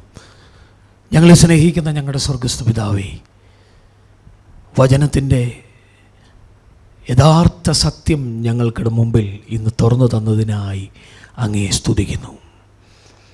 അങ്ങയുടെ പൊന്നോമന പുത്രനെക്കുറിച്ചുള്ള യാഥാർത്ഥ്യം തിരിച്ചറിഞ്ഞ് അതിൽ ജീവിച്ച് പിതാവേ അങ്ങിലെത്തിച്ചേരുവാൻ ഞങ്ങളെ സഹായിക്കണമേ. കർത്താവേ, അലഞ്ഞുഴഞ്ഞു പോകുന്ന ശിശുക്കളെ പോലെ ആയി മാറാതെ സത്യത്തിന് വേണ്ടി എന്നും നിലനിൽക്കുവാൻ ഞങ്ങളെ കേൾപ്പിച്ചതുപോലെ കേട്ടത് കേട്ടും പഠിച്ചും അതിൽ ഉറച്ചും നിൽപ്പാൻ അങ്ങ് ഞങ്ങളെ സഹായിക്കണമേ എന്ന് ഞങ്ങളങ്ങോട്ട് പ്രാർത്ഥിക്കുന്നു. അങ്ങ് ഞങ്ങൾക്ക് തന്ന വചനത്തെ കർത്താവെ അതിന് നന്ദി പറയുകയാണ്. അതിന് ജീവനിൽ ഞങ്ങളെ വളർത്തണമേ. കർത്താവെ, ഞങ്ങൾക്ക് വളരേണ്ടത് പുത്രനായ ക്രിസ്തുവിന് തുല്യമായാണല്ലോ. അങ്ങനെ ഞങ്ങളെ വളർത്തണമേ സ്വർഗ്ഗസ്ഥ പിതാവേ. അങ്ങയുടെ കരങ്ങളിതാ പൂർണ്ണമായി ഏൽപ്പിക്കുന്നു. എപ്പോഴും കർത്താവെ, അങ്ങയുടെ രാജ്യത്തെക്കുറിച്ചുള്ള ചിന്തയിൽ വളരുവാൻ തക്കവണ്ണം ഞങ്ങളെ സഹായിക്കുമാറാകണമെന്ന് പ്രാർത്ഥിക്കുന്നു. കേൾപ്പിച്ച കർത്താവെ വചനത്തിനായി നന്ദി. കർത്താവെ, വചനം അറിയിച്ചു തന്ന പ്രിയ മകനെയും അങ്ങയുടെ കരങ്ങളിലേക്ക് ഏൽപ്പിക്കുന്നു. ദൈവം അനുഗ്രഹിക്കണമേ, ശക്തീകരിക്കണമേ. ദൈവഹിതമെങ്കിൽ നാളെ നടക്കുന്ന വിശുദ്ധ സഭായോഗത്തെ അനുഗ്രഹിക്കണമേ. ദൈവത്തിൻ്റെ ആത്മാവ് വീണ്ടും സംസാരിക്കണമേ. ഇന്ന് രാത്രി ഞങ്ങൾ കിടന്നുറങ്ങുമ്പോഴും ഈ ചിന്തയിൽ വളരുവാൻ അങ്ങ് സഹായിക്കുമാറാകണമെന്ന് പ്രാർത്ഥിക്കുന്നു. ഒന്നിലും തെറ്റിപ്പോകുവാൻ അങ്ങ് അനുവദിക്കരുതേ. കൃപയിൽ പൊതിയണം. യേശു ക്രിസ്തുവിൻ്റെ നാമത്തിൽ തന്നെ പ്രാർത്ഥന കേൾക്കണമേ സ്വർഗ്ഗസ്ഥ പിതാവേ. ആമേൻ.